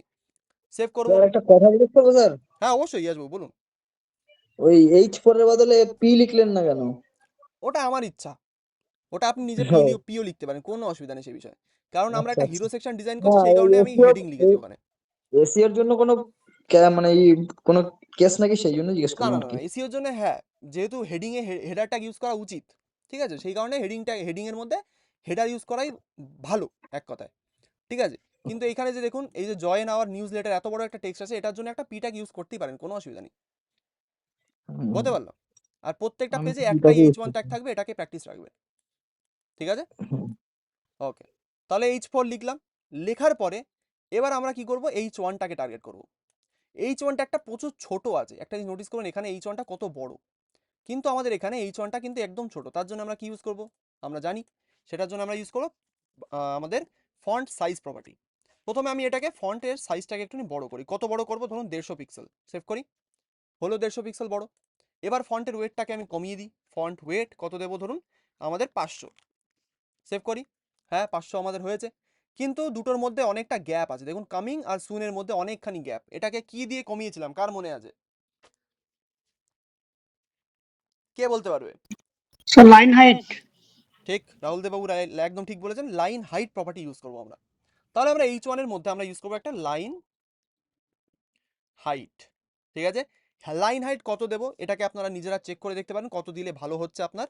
তো আমি এখানে 120 পিক্সেল রাখছি। ঠিক আছে, 120 পিক্সেল রাখলে আমার ডিজাইন হিসেবে এটাকে ঠিকঠাকভাবে মনে হচ্ছে এখন।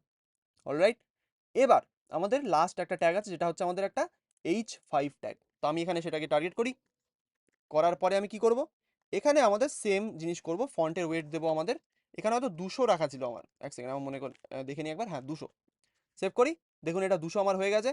ঠিক আছে, দেখে নিই একবার আমাদের ইয়ের সাথে, ডিজাইনের সাথে, হ্যাঁ এটা 200ই ছিল। ঠিক আছে, হলো।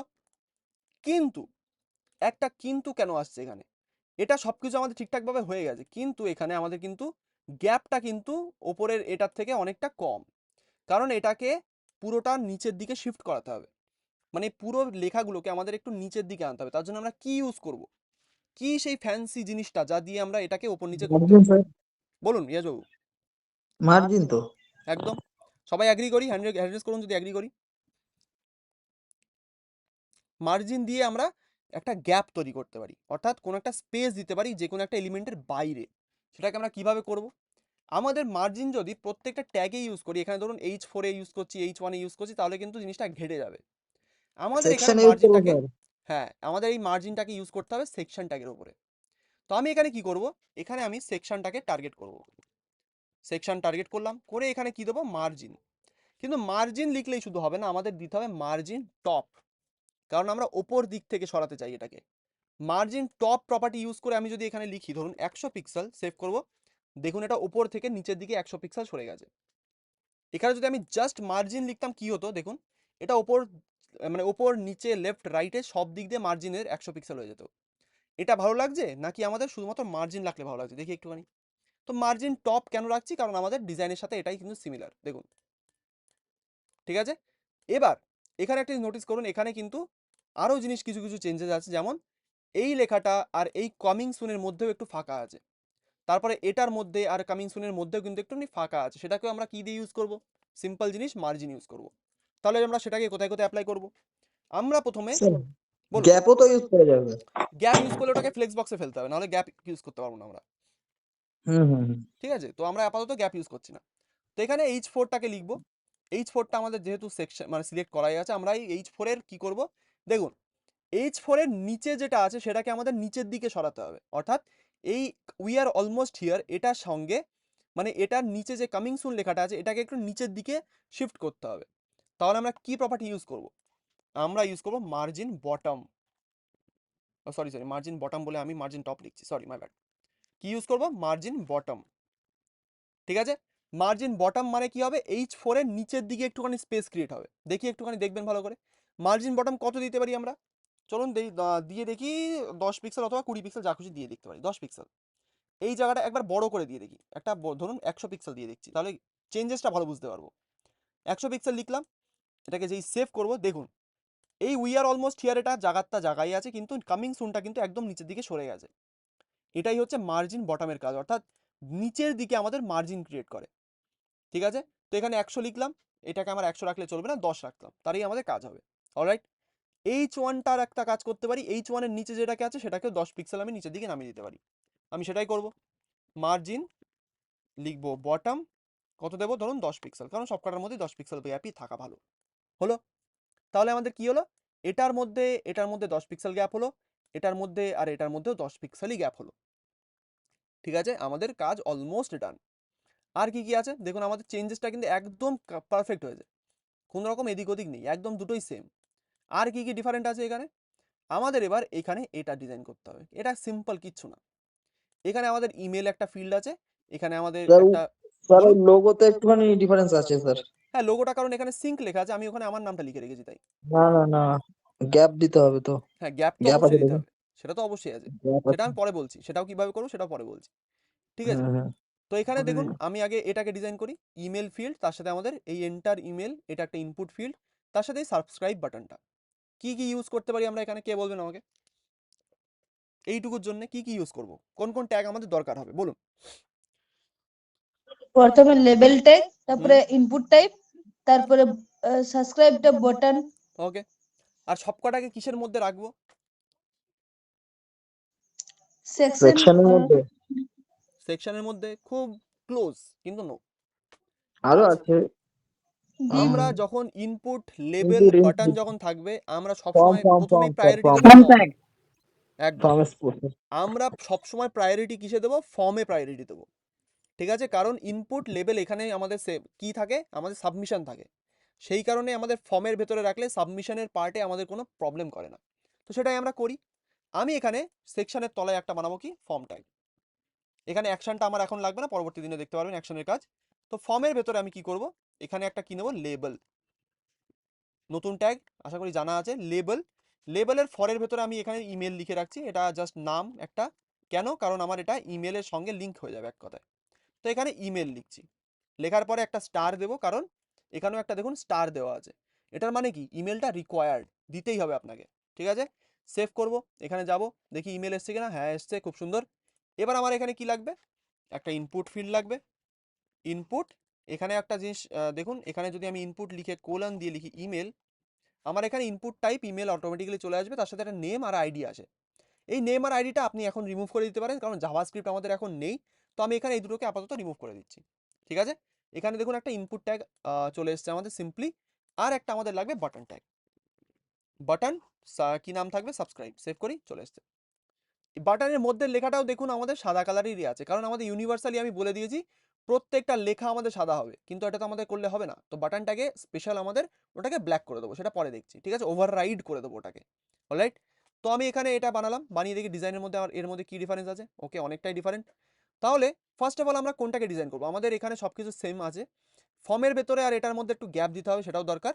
তো প্রথমে সেটা করি, অর্থাৎ ফর্ম ট্যাগের ওপরে একটু মার্জিন দিই, মানে ওপরের দিকে একটু মার্জিন থাকবে যাতে এটা একটু ওপর থেকে নিচে চলে আসে। তো আমি এটা করি। তো এখানে আমি কি করব, ফর্ম লিখব, লিখে ফর্মের ভেতরে একটা মার্জিন দেব টপ। কেন দিচ্ছি? কারণ ওপর দিকে আমাদের একটু স্পেস লাগবে। মার্জিন টপ কত দেবো দেখি একটুখানি, কত দিয়েছিলাম আগের বার, 50 পিক্সেল। ওকে, 50 পিক্সেল। ওকে, 50 পিক্সেল দিলাম। দেখুন এটা ওপর থেকে নিচের দিকে চলে এসছে। যদি এই না দিয়ে থাকি দেখি কেমন লাগে, সেভ করি, আবার এটা করি। ওকে, ঠিক আছে, বোঝাতে পারলাম। এবার আমাদের নেক্সট কি করতে হবে, আমাদের ইনপুট ট্যাগটাকে একটুখানি ডিজাইন করতে হবে। সিম্পল জিনিসপত্র ইউজ করবো, কিচ্ছু না। তো এখানে ফর্মের পরে লিখবো ইনপুট। ইনপুট লেখার পরে আমাদের প্রথম কাজ কি হবে, আমাদের এটাকে গোল করতে হবে। দেখুন একটা জিনিস, এই ইনপুট ট্যাগটা দুপাশ থেকে গোল আছে। ঠিক আছে, মানে এর বর্ডার কি, রাউন্ডেড বর্ডার আছে। তো রাউন্ডেড বর্ডার করার জন্য কি প্রপার্টি আমরা ইউজ করি, কে বলবেন আমাকে? বলুন। Border radius. এগ্রি করি আমরা সবাই? হ্যাঁ স্যার ঠিক আছে। ঠিক আছে, আমরা কিন্তু এগ্রি করছি, কারণ বর্ডারকে চেঞ্জ করার জন্য বর্ডার রেডিয়াস প্রপার্টি আমরা ইউজ করি। তো এখানে কি করব, আমি এখানে লিখব বর্ডার রেডিয়াস কত দেব, আমি দেব এখানে বর্ডার রেডিয়াস ধরুন 20 পিক্সেল, অথবা 20 পিক্সেল দিয়ে দেখি হয় কিনা, চেঞ্জ করতে হতে পারে। 20 পিক্সেল, সেভ করি। হ্যাঁ, দেখুন এটা আমার গোল হয়ে গেছে। একটু জুম ইন করি 10 সেকেন্ড। দেখুন এটা গোল হয়ে গেছে দুপাশ থেকে। এবার বর্ডার দেওয়ার, রেডিয়াস দেওয়ার পরে দেখুন একটা উইয়ার্ড কাইন্ড অফ একটা বর্ডার এসছে, মানে সেটা খালি চোখে দেখতে পাচ্ছেন কিনা জানি না, বাট একটা মানে খুবই বাজে এরকম একটা বর্ডার দেখতে পাচ্ছি আমরা। সেটাকে রিমুভ করার জন্য আমরা কি করতে পারি, আমরা এখানে হয় নিজেদের একটা বর্ডার অ্যাপ্লাই করব, অথবা আমাদের এটাকে বর্ডার নান করে দিতে হবে। তো আমি নিজেদেরই মতো একটা বর্ডার দিচ্ছি। কি দেব, border shorthand property border solid 1 pix solid, ধরুন ব্ল্যাক, সেভ করি। দেখুন ওটা আমার ব্ল্যাক হয়ে গেছে, এটা দেখতে একটুখানি আগের থেকে সুন্দর লাগছে এক কথায়। এবার আমাদের আর কি কি লাগবে, আমাদের আরও লাগবে প্যাডিং, কারণ আমাদের এটা দেখুন বর্ডারে আমি যা মানে ইনপুটে যা লিখবো সেটা আমার দেখতে পাচ্ছি না কেন। ওকে, এটার আমার কালারটাও চেঞ্জ করতে হবে। তো আমি এখানে কালার দেবো ধরুন ব্ল্যাক, যেহেতু আমাদের প্রত্যেকটা জিনিস কালার আমার হোয়াইট করা ছিল ইউনিভার্সালি, সেটাকে আমি চেঞ্জ করে ব্ল্যাক করে দিলাম। যদি আমার এর মধ্যে কিছু টাইপ করে দিই, একটা জিনিস নোটিস করুন, এটা কিন্তু বর্ডারের সাথে প্রচণ্ড লেগে আছে, সেটাকে আমরা কি দিয়ে ফিক্স করতে পারি, কে বলবেন? প্যাডিং। প্যাডিং দিয়ে ফিক্স করতে পারি। তাহলে আমরা এখানে সেটাই করব। নতুন একটা প্রপার্টি ইউজ করা শিখবেন, যেটা একটা প্যাডিংয়ের শর্ট হ্যান্ড প্রপার্টি। আমরা যদি এখানে প্যাডিংটাকে এইভাবে লিখে দিই, দেখুন এখানে আমার সাজেশন দিচ্ছে, আমি যদি এখানে প্যাডিংটাকে 10, এটাকে আমি ইউজ করবো না, আমি জাস্ট এটাকে যদি 10 পিক্সেল লিখি, নোটিস করুন একটা জিনিস, 10 পিক্সেল লেখার সাথে এটা চারিদিক দিয়ে বড় হয়ে গেছে, মানে একটু পিল শেপড লাগছে, একটু মোটা লাগছে দেখতে। কিন্তু এরকম তো আমার লাগবে না, আমার কিন্তু দুপাশ থেকে একটু বেশি প্যাডিং থাকবে, ওপর নিচে একটু কম প্যাডিং থাকবে। এটা কিন্তু এখানে করা আছে, সরি কোথায় গেল, এইখানে। ঠিক আছে, দেখুন এটা ওপর নিচে একটু কম প্যাডিং আছে, লেফট রাইটে একটু বেশি প্যাডিং আছে। সেটা কিভাবে করতে পারি, আমরা ইউজ করব প্যাডিংয়ের শর্ট হ্যান্ড প্রপার্টি। মানে প্যাডিংয়ে যদি আপনি নর্মালি একটা ভ্যালু দেন, সেটা চারিপাশে অ্যাপ্লাই হয়, মানে চারিপাশেই 10 পিক্সেল করে প্যাডিং চলে আসবে। কিন্তু যদি প্যাডিংয়ে আপনি মাল্টিপল ভ্যালুস প্রোভাইড করেন, যেমন আমার ওপর নিচে লাগবে ধরুন 5 পিক্সেল, লেফট রাইটে কত লাগবে 10 পিক্সেল, আমি যদি এটা লিখি, সেভ করি। এবার দেখুন ওপর নিচে আমার কম প্যাডিং আছে, লেফট রাইটে আমার বেশি প্যাডিং আছে। এটাকে আপনি আরও চেঞ্জ করে দেখুন, 100 পিক্সেল করে দিন, দেখুন এবার আমার লেখাটা এত দূর থেকে শুরু হচ্ছে, দেখি একবার। হ্যাঁ, কারণ দুপাশে 100 পিক্সেল প্যাডিং চলে এসছে, ওপর নিচে কিন্তু 5 পিক্সেল প্যাডিং রয়েছে। তাহলে এখানে প্যাডিংটা কিভাবে অ্যাপ্লাই হলো, প্রথম যে ভ্যালুটা আছে এটা আমাদের টপ বটম, মানে ওপর আর নিচে অ্যাপ্লাই হচ্ছে। পরের প্রপার্টিটা আমাদের লেফট আর রাইটে অ্যাপ্লাই হচ্ছে। এটাকেও আপনি টুইক করে দেখুন, এটাকে 50 করে দিন।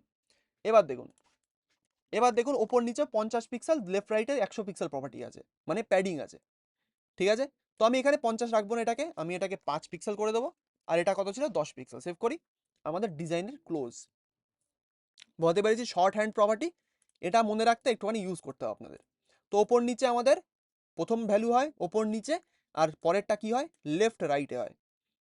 ঠিক আছে, এটাকে আরও মডিফাই করা যায়, প্রত্যেকটা প্রপার্টি প্রত্যেকটা প্যাডিং আপনি ডিফারেন্টলি দিতে পারেন।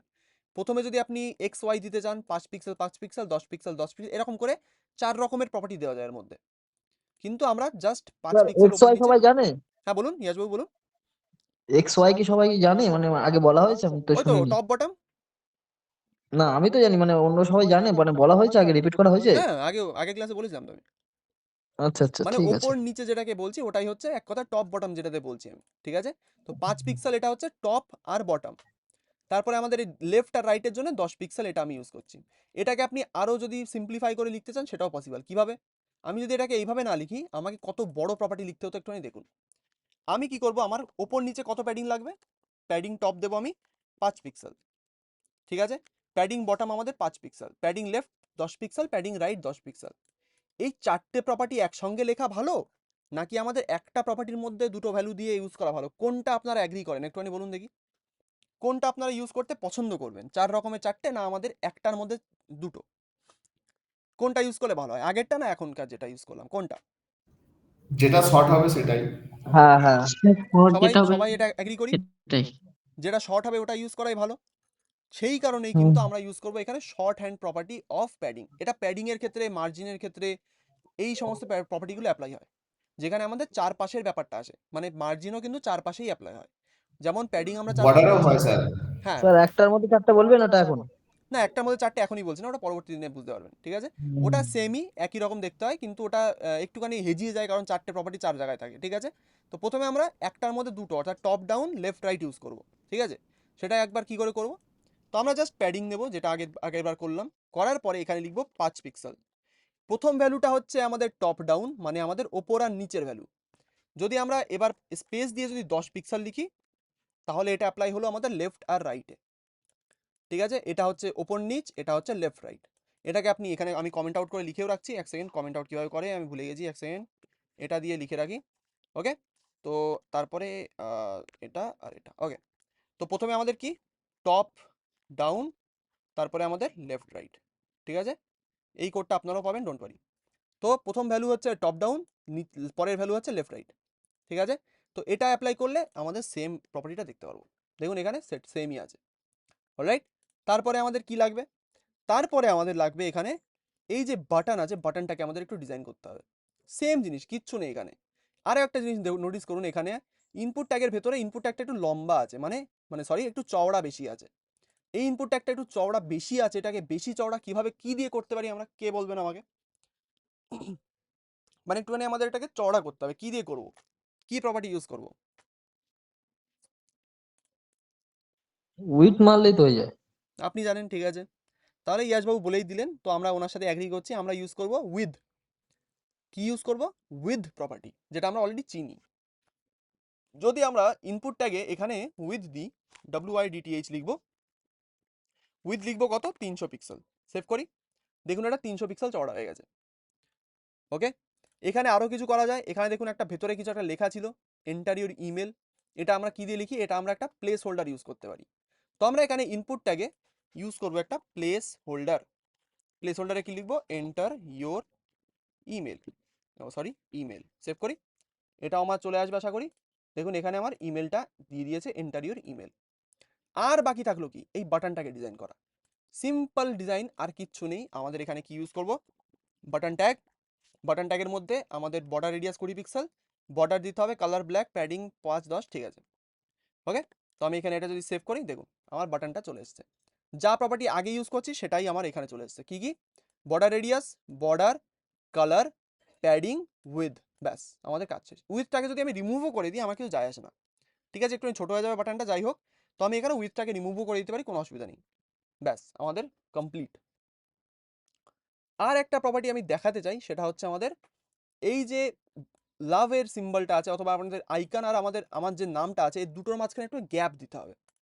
এই গ্যাপটা আমরা কি দিয়ে দিতে পারি, একটা জিনিস নোটিস করুন, এখানে আমরা কি অ্যাপ্লাই করেছিলাম, এখানে কিন্তু আমরা ফ্লেক্স বক্স অ্যাপ্লাই করেছি, কোথায় আছে, এই যে ডিসপ্লে ফ্লেক্স অ্যাপ্লাই করেছি। তো ডিসপ্লে ফ্লেক্স যেখানে অ্যাপ্লাই করা হয় সেখানে একটা প্রপার্টি আপনারা ইউজ করতে পারেন, যেটা মার্জিনও না, যেটা প্যাডিংও না, সেটার নাম হচ্ছে একটা গ্যাপ প্রপার্টি। সেটা কিন্তু নর্মালি ইউজ করলে চলবে না, সেটার জন্য ডিসপ্লে ফ্লেক্স অ্যাপ্লাই হওয়া দরকার, হয় ফ্লেক্স নয় গ্রিড, ঠিক আছে। তো আমার এখানে যেহেতু ফ্লেক্স বক্স অ্যাপ্লাই করা আছে, আমি এই হেডারের ফ্লেক্সের পরে লিখবো একটা গ্যাপ। গ্যাপে কত লিখবো, ধরুন 10 পিক্সেল। যদি আমি এটাকে সেভ করি, দেখুন আমার আইকন আর নামটা 10 পিক্সেল সরে গেছে।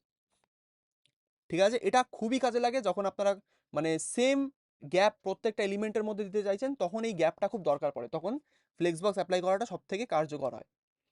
তখন প্রত্যেকটা গ্যাপ আপনাকে বারবার করে ম্যানুয়ালি দিতে হয় না, গ্যাপ লিখলে প্রত্যেকটা এলিমেন্ট ডিসপ্লে ফ্লেক্স যেখানে যেখানে আছে তার মধ্যে 10 পিক্সেল গ্যাপ চলে আসে। সেটা পরবর্তী দিনে আপনারা নিজেরাই দেখতে পারবেন। বলতে পারলাম? তো এই দিয়েই আমাদের ডিজাইনটা, খুব সিম্পল ডিজাইন আমাদের শেষ। বলুন কার কি কোয়েশ্চেন আছে এবার বলুন। আর গ্রুপে হয়তো দিয়ে দেওয়া হয়েছে মেসেজটা যে মানে আপনারা কোনটা বানাবেন, ঠিক আছে, সেটা আপনাদের কিন্তু গ্রুপে অ্যাড করে দেওয়া হয়েছে। দেখুন একটুখানি রিওয়ার্কের একটা লিঙ্ক থাকবে, সেখানে একটা ইমেজ দেওয়া আছে। আমি একটু দেখিয়ে দিই আরেকবার। রিওয়ার্কল, ও এখানেই তো লিঙ্ক ছিল, এক সেকেন্ড আমি আবার কেন খুলছি, যাই হোক খুলে নিয়েছি যখন, আমি দেখিয়ে দিই। তো ইন্টারনাল সিএসএস অ্যাসাইনমেন্ট, এই যে এটাকে আপনাদের বানাতে হবে। এবার এই যে এখানে কিছু কিছু চ্যালেঞ্জ আপনারা নতুন ফেস করবেন। কি কি চ্যালেঞ্জ আছে এখানে, কিছু জিনিসপত্র নতুন আপনারাও জানতে পারবেন। এখানে হয়তো কোডেটার লাস্টের দিকটা একটু দেখাবেন, কোডের লাস্টের দিক, ওকে, কোডের লাস্টের দিক, ওকে দেখাচ্ছি, এক সেকেন্ড ইমরাজবাবু, জাস্ট সেকেন্ড। আপনাদের বানাতে হবে এই পেজটা। এখানে নতুন কি কি ডিজাইন আপনারা দেখতে পারবেন। এখানে আমারও কিছু হাত দিতে হবে, না হলে কিন্তু পুরোটা কমপ্লিট হবে না। এখানে ইনপুট ফিল্ডটা দেখুন একটুখানি ব্লারি আছে, মানে ব্যাকগ্রাউন্ডের সাথে এটা একটুখানি ব্লার করা আছে। আর উপরে এই ফেসবুক, টুইটার, ইনস্টাগ্রাম, ইউটিউবের লোগোটার মাঝখানে মাঝখানে একটুখানি ইন্ডিভিজুয়াল গ্যাপ রয়েছে, মানে সেম কাইন্ড অফ গ্যাপ রয়েছে। যেটা আমি এখনই বললাম, প্রত্যেকটা এলিমেন্টের মধ্যে যদি সেম গ্যাপ দিতে হয়, আমরা কোন প্রপার্টি ইউজ করি, ফ্লেক্স বক্স অ্যাপ্লাই করে আমরা ইউজ করি গ্যাপ প্রপার্টি। যদি এটা এখানে করতে কোনো প্রবলেম হয় আমাকে বলবেন, কিন্তু যতটা চেষ্টা করবেন এটাকে রেপ্লিকেট করার, যে করে হোক, আপনি যে ডিজাইন দিয়ে মার্জিন প্যাডিং ইউজ করে করতে চান, করে এটাকে রেপ্লিকেট করতে হবে। করার পরে যখন আমি দেখাবো যে যারা যারা পারবে না তাদের আমি দেখিয়ে দেবো যে এটাকে আসলে কিভাবে করলে এফিশিয়েন্ট ওয়েতে আমরা করতে পারি। Sounds clear? আর এখানে আমাদের ইনপুট ফিল্ডটাকে একটুখানি আপনাদের দেখতে হবে কিভাবে ডিজাইন করা যায়, কারণ এখানে ব্যাকগ্রাউন্ডটা ব্লার আছে, এটাকে আমি শেখাবো, সো ডোন্ট ওয়ারি। এটাকে কিভাবে করা যায় সেটা আপনারা একটুখানি নিজেরা রিসার্চ করে দেখতে পারেন, না হলে আমি তো আছেই, ঠিক আছে, আমি আপনাদের বলে দেবো যে কীভাবে এটাকে করা উচিত। হতে পেরেছি? যদি কোনো কোয়েশ্চেন থাকে বলতে পারেন। আর একজন বলছেন কোডের লাস্টের দিকটা দেখাবো, লাস্টের কোন পার্টটা দেখতে চান ইমরাজবাবু, একটুখানি আমাকে স্পেসিফাই করুন কোনটা।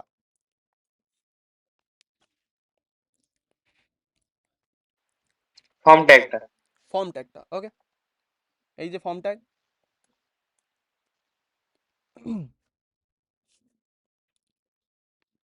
ঠিক আছে, আর সবাইকে বলছি যদি কোনো কোয়েশ্চেন থাকে বলতে পারেন। স্যার এই এইটা দেবেন তো? হ্যাঁ স্যার ঠিক আছে। কোনটা ওই ইয়াদু? ছবিটা। হ্যাঁ ছবিটা তো এটা শেয়ার করা হয়ে গেছে অলরেডি, চ্যাট বক্স চেক করুন, ও আর আচ্ছা গ্রুপেও দিয়ে দেওয়া হয়েছে। আচ্ছা আচ্ছা আচ্ছা, ছিলাম না আমি। ওকে, আমার স্যার ব্যাকগ্রাউন্ড ইমেজ চাচ্ছি, ব্যাকগ্রাউন্ড ইমেজ দিয়ে দেবে না? বলুন কার্তিকবাবু বলুন। সে বলছি ব্যাকগ্রাউন্ড ইমেজটা যেটা দেওয়া আছে। হ্যাঁ ব্যাকগ্রাউন্ড ইমেজটা আপনারা চাইছেন তাই তো? হ্যাঁ হ্যাঁ, ঠিক আছে, ওটা আমি দিয়ে দেবো, ডোন্ট ওয়ারি। Okay sir. এখানে ব্যাকগ্রাউন্ড ইমেজটা এটাই রাখতে হবে এর কোনো মানে নেই, এটাকে আপনারা নিজেরা চেঞ্জ করে দেখালে আমি বুঝে যাবো যে হ্যাঁ ব্যাকগ্রাউন্ড ইমেজ যখন সেট করতে পারছেন তাহলে আপনাদের থিওরি ক্লিয়ার। যে কোনো ইমেজ ইউজ করুন, সেখানে কোনো বাধ্যবাধকতা নেই, ঠিক আছে। তো এই কোডটা আজকে যেটা করলাম এটা তো ওই ড্রাইভে আপনারা পেয়েই যাবেন, যেটার অ্যাক্সেস হয়তো সবাইকে দেওয়া আছে, আমি লিঙ্ক দিয়ে দিয়েছিলাম, সেখানে আমি এই কোডটা আপলোড করে দেবো। তার সাথে এখানে এটা আপনাদের গ্রুপে দিয়ে দেওয়া হয়েছে, এখানে গিয়ে আপনাদের অ্যাসাইনমেন্টটা চেক করে দেখতে পারেন। ক্লিয়ার? এটাই ছিল আজকের অ্যাসাইনমেন্ট। এটা দেখে আপনাদের বলুন, এবার কোনো যদি ইস্যু এসে থাকে বলতে পারেন আমাকে। স্যার বলছিলাম বডি আর ওই স্টার সিএসএস এর মধ্যে যেই মানে প্রপার্টিটা ইউজ করা হয়েছে, তো সেটা সেম জায়গাতেই ইউজ হয়েছে, তো সেই দুটার মধ্যে ডিফারেন্সিয়েট কিভাবে করব বুঝতে পারলাম না। বডিটাকে আপনি যদি এই প্রপার্টিগুলো ইউজ করেন, হ্যাঁ কাজ করবে, কিন্তু এটাকে আলাদা করে কেন রাখা হয়, কারণ বডির মধ্যে আমাদের অনেক প্রপার্টি থাকে আলাদা আলাদা। এটাকে ইউনিভার্সালি রাখার মানে হচ্ছে আমরা ইউনিভার্সাল নামটাই হচ্ছে প্রত্যেকটা ট্যাগে আমি অ্যাপ্লাই করতে যাচ্ছি, সেই কারণে এটাকে আলাদা করে লেখা হয়। স্যার কিন্তু বডিতে লেখা হলো তো প্রত্যেকটা ট্যাগেরই হ্যাঁ এটা হ্যাঁ, অ্যাপ্লাই হয়ে প্রত্যেকটাকে যায়। অ্যাপ্লাই হবে একদম। ওই একটাই কারণ, ইউনিভার্সাল নামেই আছে ইউনিভার্সাল, ওটাকে আলাদা করে রাখার জন্য। এখানে আমরা অন্য কিছু অ্যাপ্লাই করি না। এখানে কি কি অ্যাপ্লাই করি আমরা, এখানে যেগুলো পুরো পুরো কোডের ভেতরে দরকার সেটাই আমরা এখানে অ্যাপ্লাই করি। এখানে আপনি এটাকে বডি ট্যাগের মধ্যে রাখতে পারতেন, তাহলে আমাদের কি হতো, বডি ট্যাগটা একটুখানি হেফটি হয়ে যেত, একটুখানি বড় লাগতো দেখতে। তো যেটা আমাদের প্রত্যেকটা ট্যাগে দরকার সেটাকে আমরা জাস্ট আলাদা করে রেখে দিয়েছি, যাতে আমাদের কোনোটার সাথে কোনোটা যেন মিক্স আপ না হয়ে যায়। বুঝতে পারলাম? হ্যাঁ স্যার, মানে বড় যাতে না হয়ে যায় কোডটা, তার জন্য আলাদা করে রাখা হ্যাঁ হয়েছে। ওটা বলতেই পারেন আপনি, মানে যাতে মিক্স আপ না হয়, যে বডির সঙ্গে আমাদের ইউনিভার্সাল দুটো যেন মিক্স না হয়, সেই কারণে ওটাকে আলাদা করে লেখা হয়, আর কোনো কারণ নেই।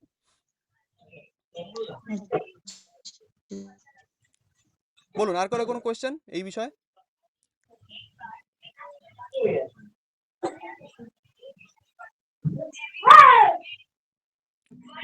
ইয়াসবাবু কিছু বলবেন, নাহলে মাইকটা একটু মিউট করে দেবেন, আপনার ওই মাইক থেকে অডিও আসছে। ওকে, থ্যাংক ইউ। বলুন, যদি কারো কোনো কোয়েশ্চেন থাকে বলতে পারেন।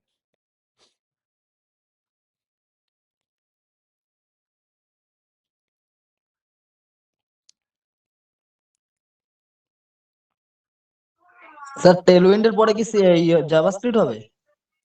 টেলউইন্ডের পরে জাভাস্ক্রিপ্ট, হ্যাঁ হতেই পারে। সিএসএস এর পরে টেলউইন্ড শুরু হবে, মানে আমরা পুরো সিএসএসটাকে টেলউইন্ডে করবো, আর আমাদের জাভাস্ক্রিপ্ট যেমন চলছিল সেরকমই চলবে। হুম ঠিক আছে, হুম। বলুন কার কি প্রবলেম আছে? যদি কোনো প্রবলেম থাকে অ্যাসাইনমেন্টের বিষয়ে বা বাইরের, সেটা আমাকে বলতে পারেন, আমি তাহলে সলভ করে দিই। আচ্ছা স্যার, এই যে আমরা মানে হাইব্রিডটা সেট করেছিলাম, কভার করেছিলাম, ওই জায়গায় আমাদের ডিভাইস উইথ ডিভাইস হাইট কি করতাম? ডিভাইস হাইট, ডিভাইস উইথ, মানে ডিভাইসের হাইট আর ডিভাইসের উইথ কিভাবে করা যায়? না না, আপনি যখন করেছেন ওইটা না করে আমি ডিভাইস উইথ বা ডিভাইস হাইট, মানে with equal to device height বা ডিভাইস উইথ লাগাতাম, কি সমস্যা হতো? সমস্যা কিছুই নেই, মানে ডিভাইস হাইট ডিভাইস উইথ, মানে এটাকে আপনি ভ্যালু লিখতে আছেন তাই তো? হ্যাঁ, আমার ব্যাকগ্রাউন্ডটা যেটা ইমেজটা দিয়েছেন। মানে এখানে ডিভাইস, এখানে কি ভ্যালু দিতে হয়, না নর্মাল ডিভাইস হাইট দিলেই হয়? না, যেমন হয় না, যেমন মেটা এটা যখন দেওয়া আছে না, একটা কন্টেন্টটা দেওয়া আছে যেমন ডিভাইস উইথ উইথ হ্যাঁ, ইকুয়াল ডিভাইস, তখন যদি এটা আমরা তো এখানে এই যে এখানে উইথ ডিভাইস উইথ দেওয়া আছে, এটা কিন্তু এই কারণেই দেওয়া আছে, কারণ এটা কবে এসেছিল মনে আছে? কেউ কি জানেন এটা? এটার বিষয়ে একটা খুব সুন্দর একটা হিস্ট্রি আছে। এই যে মেটা ট্যাগে কন্টেন্টের ভিতরে উইথ ডিভাইস উইথ কেন লেখা হয়, জানা আছে সুপ্রভাত আপনার? না জানা আছে। আচ্ছা আমি বলছি তাহলে। যখন প্রথম যখন ফোন বা কম্পিউটার এসছিল নতুন নতুন, তখন ওয়েবসাইটগুলো ম্যানুয়ালি, মানে মেনলি আমাদের কম্পিউটারের জন্যই সীমিত ছিল।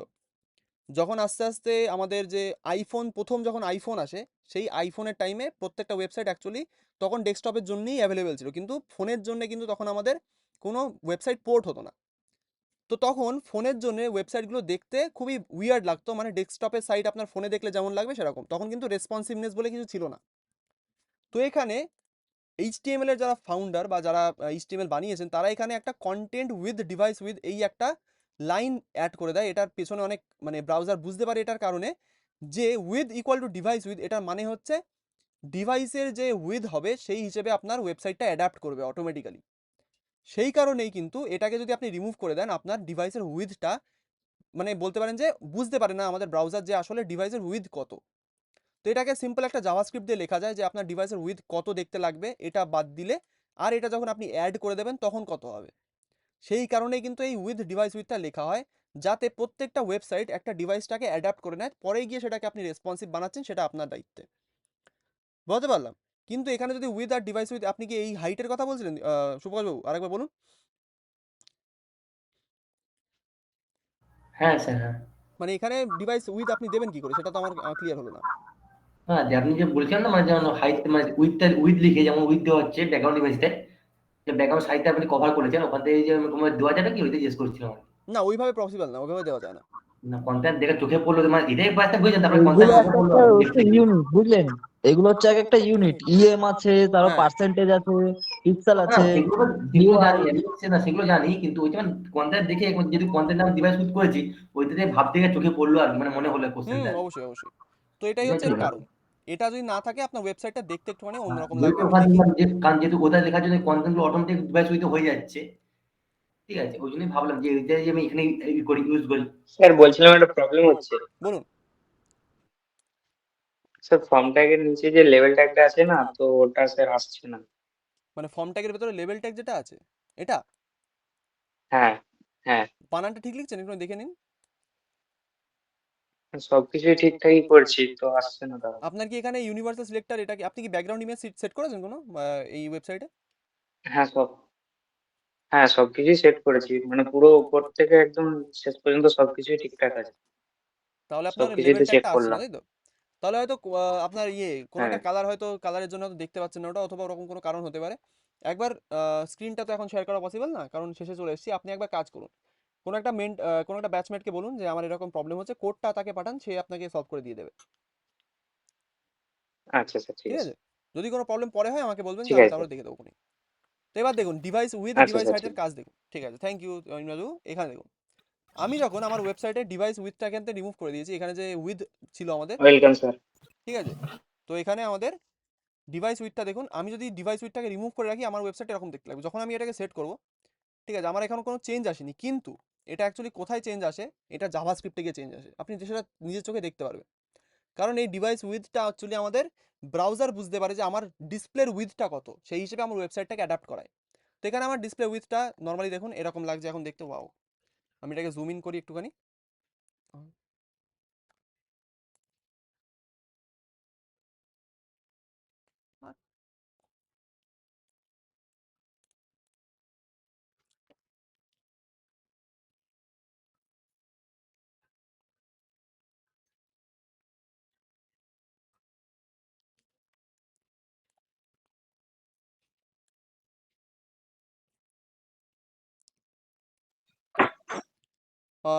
এক সেকেন্ড, এক সেকেন্ড, এক সেকেন্ড, সরি আমার নেটওয়ার্ক চলে গেছিলো ভুল করে, মানে কোনো একটা কারণে। So don't worry. ঠিক আছে, তাহলে এবার বলুন যদি কারো কোনো প্রবলেম থাকে বলতে পারেন আমাকে, তাহলে সলভ করতে পারি, না হলে আজকের ক্লাসটা এখানে শেষ করছি। ওকে স্যার ওই নেক্সট অ্যাসাইনমেন্টে ওই ব্লার যেটা বললেন না ব্যাকগ্রাউন্ড, হুম, ওটা স্যার কিভাবে ইউজ করবো? ওটা হচ্ছে ব্যাকড্রপ ব্লার বলে একটা প্রপার্টি হয়। ঠিক আছে, ওটাকে আপনি কি সার্চ স্যার? করে দেখতে পারেন, backdrop blur. Backdrop. Backdrop, backdrop blur মানে আপনার ব্যাকগ্রাউন্ডে একটা ব্লার দেওয়ার জন্য এটাকে ইউজ করা হয়। ঠিক আছে, ব্যাকড্রপ ফিল্টার, ব্যাকড্রপ ব্লার যে কোনো একটা বলতেই পারেন। এখানে দেখবেন যে কোনো একটা ওয়েবসাইটে যাবেন, এখানে গিয়ে আপনি দেখতে পারবেন সেটা। এই যে ব্যাকড্রপ ফিল্টার ব্লার 10 পিক্সেল, যত পিক্সেলে ব্লার দেবেন সেটা আপনার অ্যাপ্লাই হবে। ঠিক আছে, এখানে আপনাকে আচ্ছা ঠিক আছে। এখানে গিয়ে যে কোনো একটা ওয়েবসাইটে চেক করুন, সেখান থেকে আপনি পেয়ে যাবেন। যদি পরবর্তীকালে কোনো অসুবিধা হয় তার জন্য তো আমি আছি, পরে দেখিয়ে দেবো। ওকে ঠিক আছে। ওকে, বলুন কারো কোনো প্রবলেম এই বিষয়ে? স্যার বলছি প্রথম দিয়ে কোডটা কত নেব স্যার? কোনটা করবো স্যার বলুন আরেকবার, প্রথম দিনের কোড? প্রথমটা প্রথমটা মানে দেখবেন তাই? মানে স্টারটা মানে কি ব্যাকগ্রাউন্ড, মানে মনে করুন গোটা ওয়েবসাইট মানে ব্যাকগ্রাউন্ডটা এটার কথা বলছেন? স্টারটা সিলেক্ট করা, হ্যাঁ ওই স্টার সিলেক্টটা কিসের জন্য হয়েছে স্যার? ওটা হচ্ছে স্যার ইউনিভার্সাল সিলেক্টর বলে ওটাকে একটা। এটার বিষয়ে আপনি পরবর্তীতে সিএসএস এর গভীরে যখন যাব তখন আমি এক এক করে বলবো। ঠিক আছে, কিন্তু এটা ইউজ করার একটা স্যার কারণই, সেটা হচ্ছে আমার পুরো ওয়েবসাইটের কালারটা ফন্ট ফ্যামিলি আর তার সাথে মার্জিং আর জিরো জিরো করে দিয়েছে, এটাকে প্যাডিং জিরো অ্যাকচুয়ালি। মানে গোটা মানে ও মানে ব্যাকগ্রাউন্ডটা নাকি? হ্যাঁ একদম, মানে পুরো ওয়েবসাইটে এই প্রপার্টিগুলো প্রত্যেকটা ট্যাগে অ্যাপ্লাই হবে, সেই কারণে এটা অ্যাপ্লাই এখানে দেওয়া হয়েছে। ঠিক আছে স্যার। ঠিক আছে, ওকে। হুম। আর কোনো কোয়েশ্চেন, কোনো কোয়েরি থাকলে বলুন, না হলে আজকে ক্লাসটা এখানে শেষ করছি, পরের দিনের ক্লাসে সবার সাথে দেখা হবে। বলুন। আর অ্যাসাইনমেন্টটা টাইম মতো সাবমিট করতে হবে, সেটাও মাথায় রাখবেন, বানানো শুরু করে দিন। আর গ্রুপেই পাঠাবেন আমাকে, যদি পারেন তো কমিউনিটিতে পোস্ট করে দেবেন, সেখানেও অনেকে দেখতে পারবে। তো এবার যদি কারো কোনো প্রবলেম থাকে বলুন।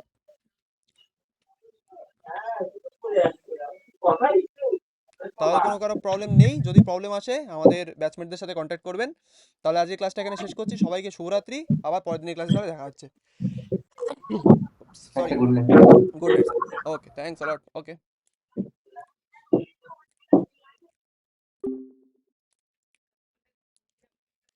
come on,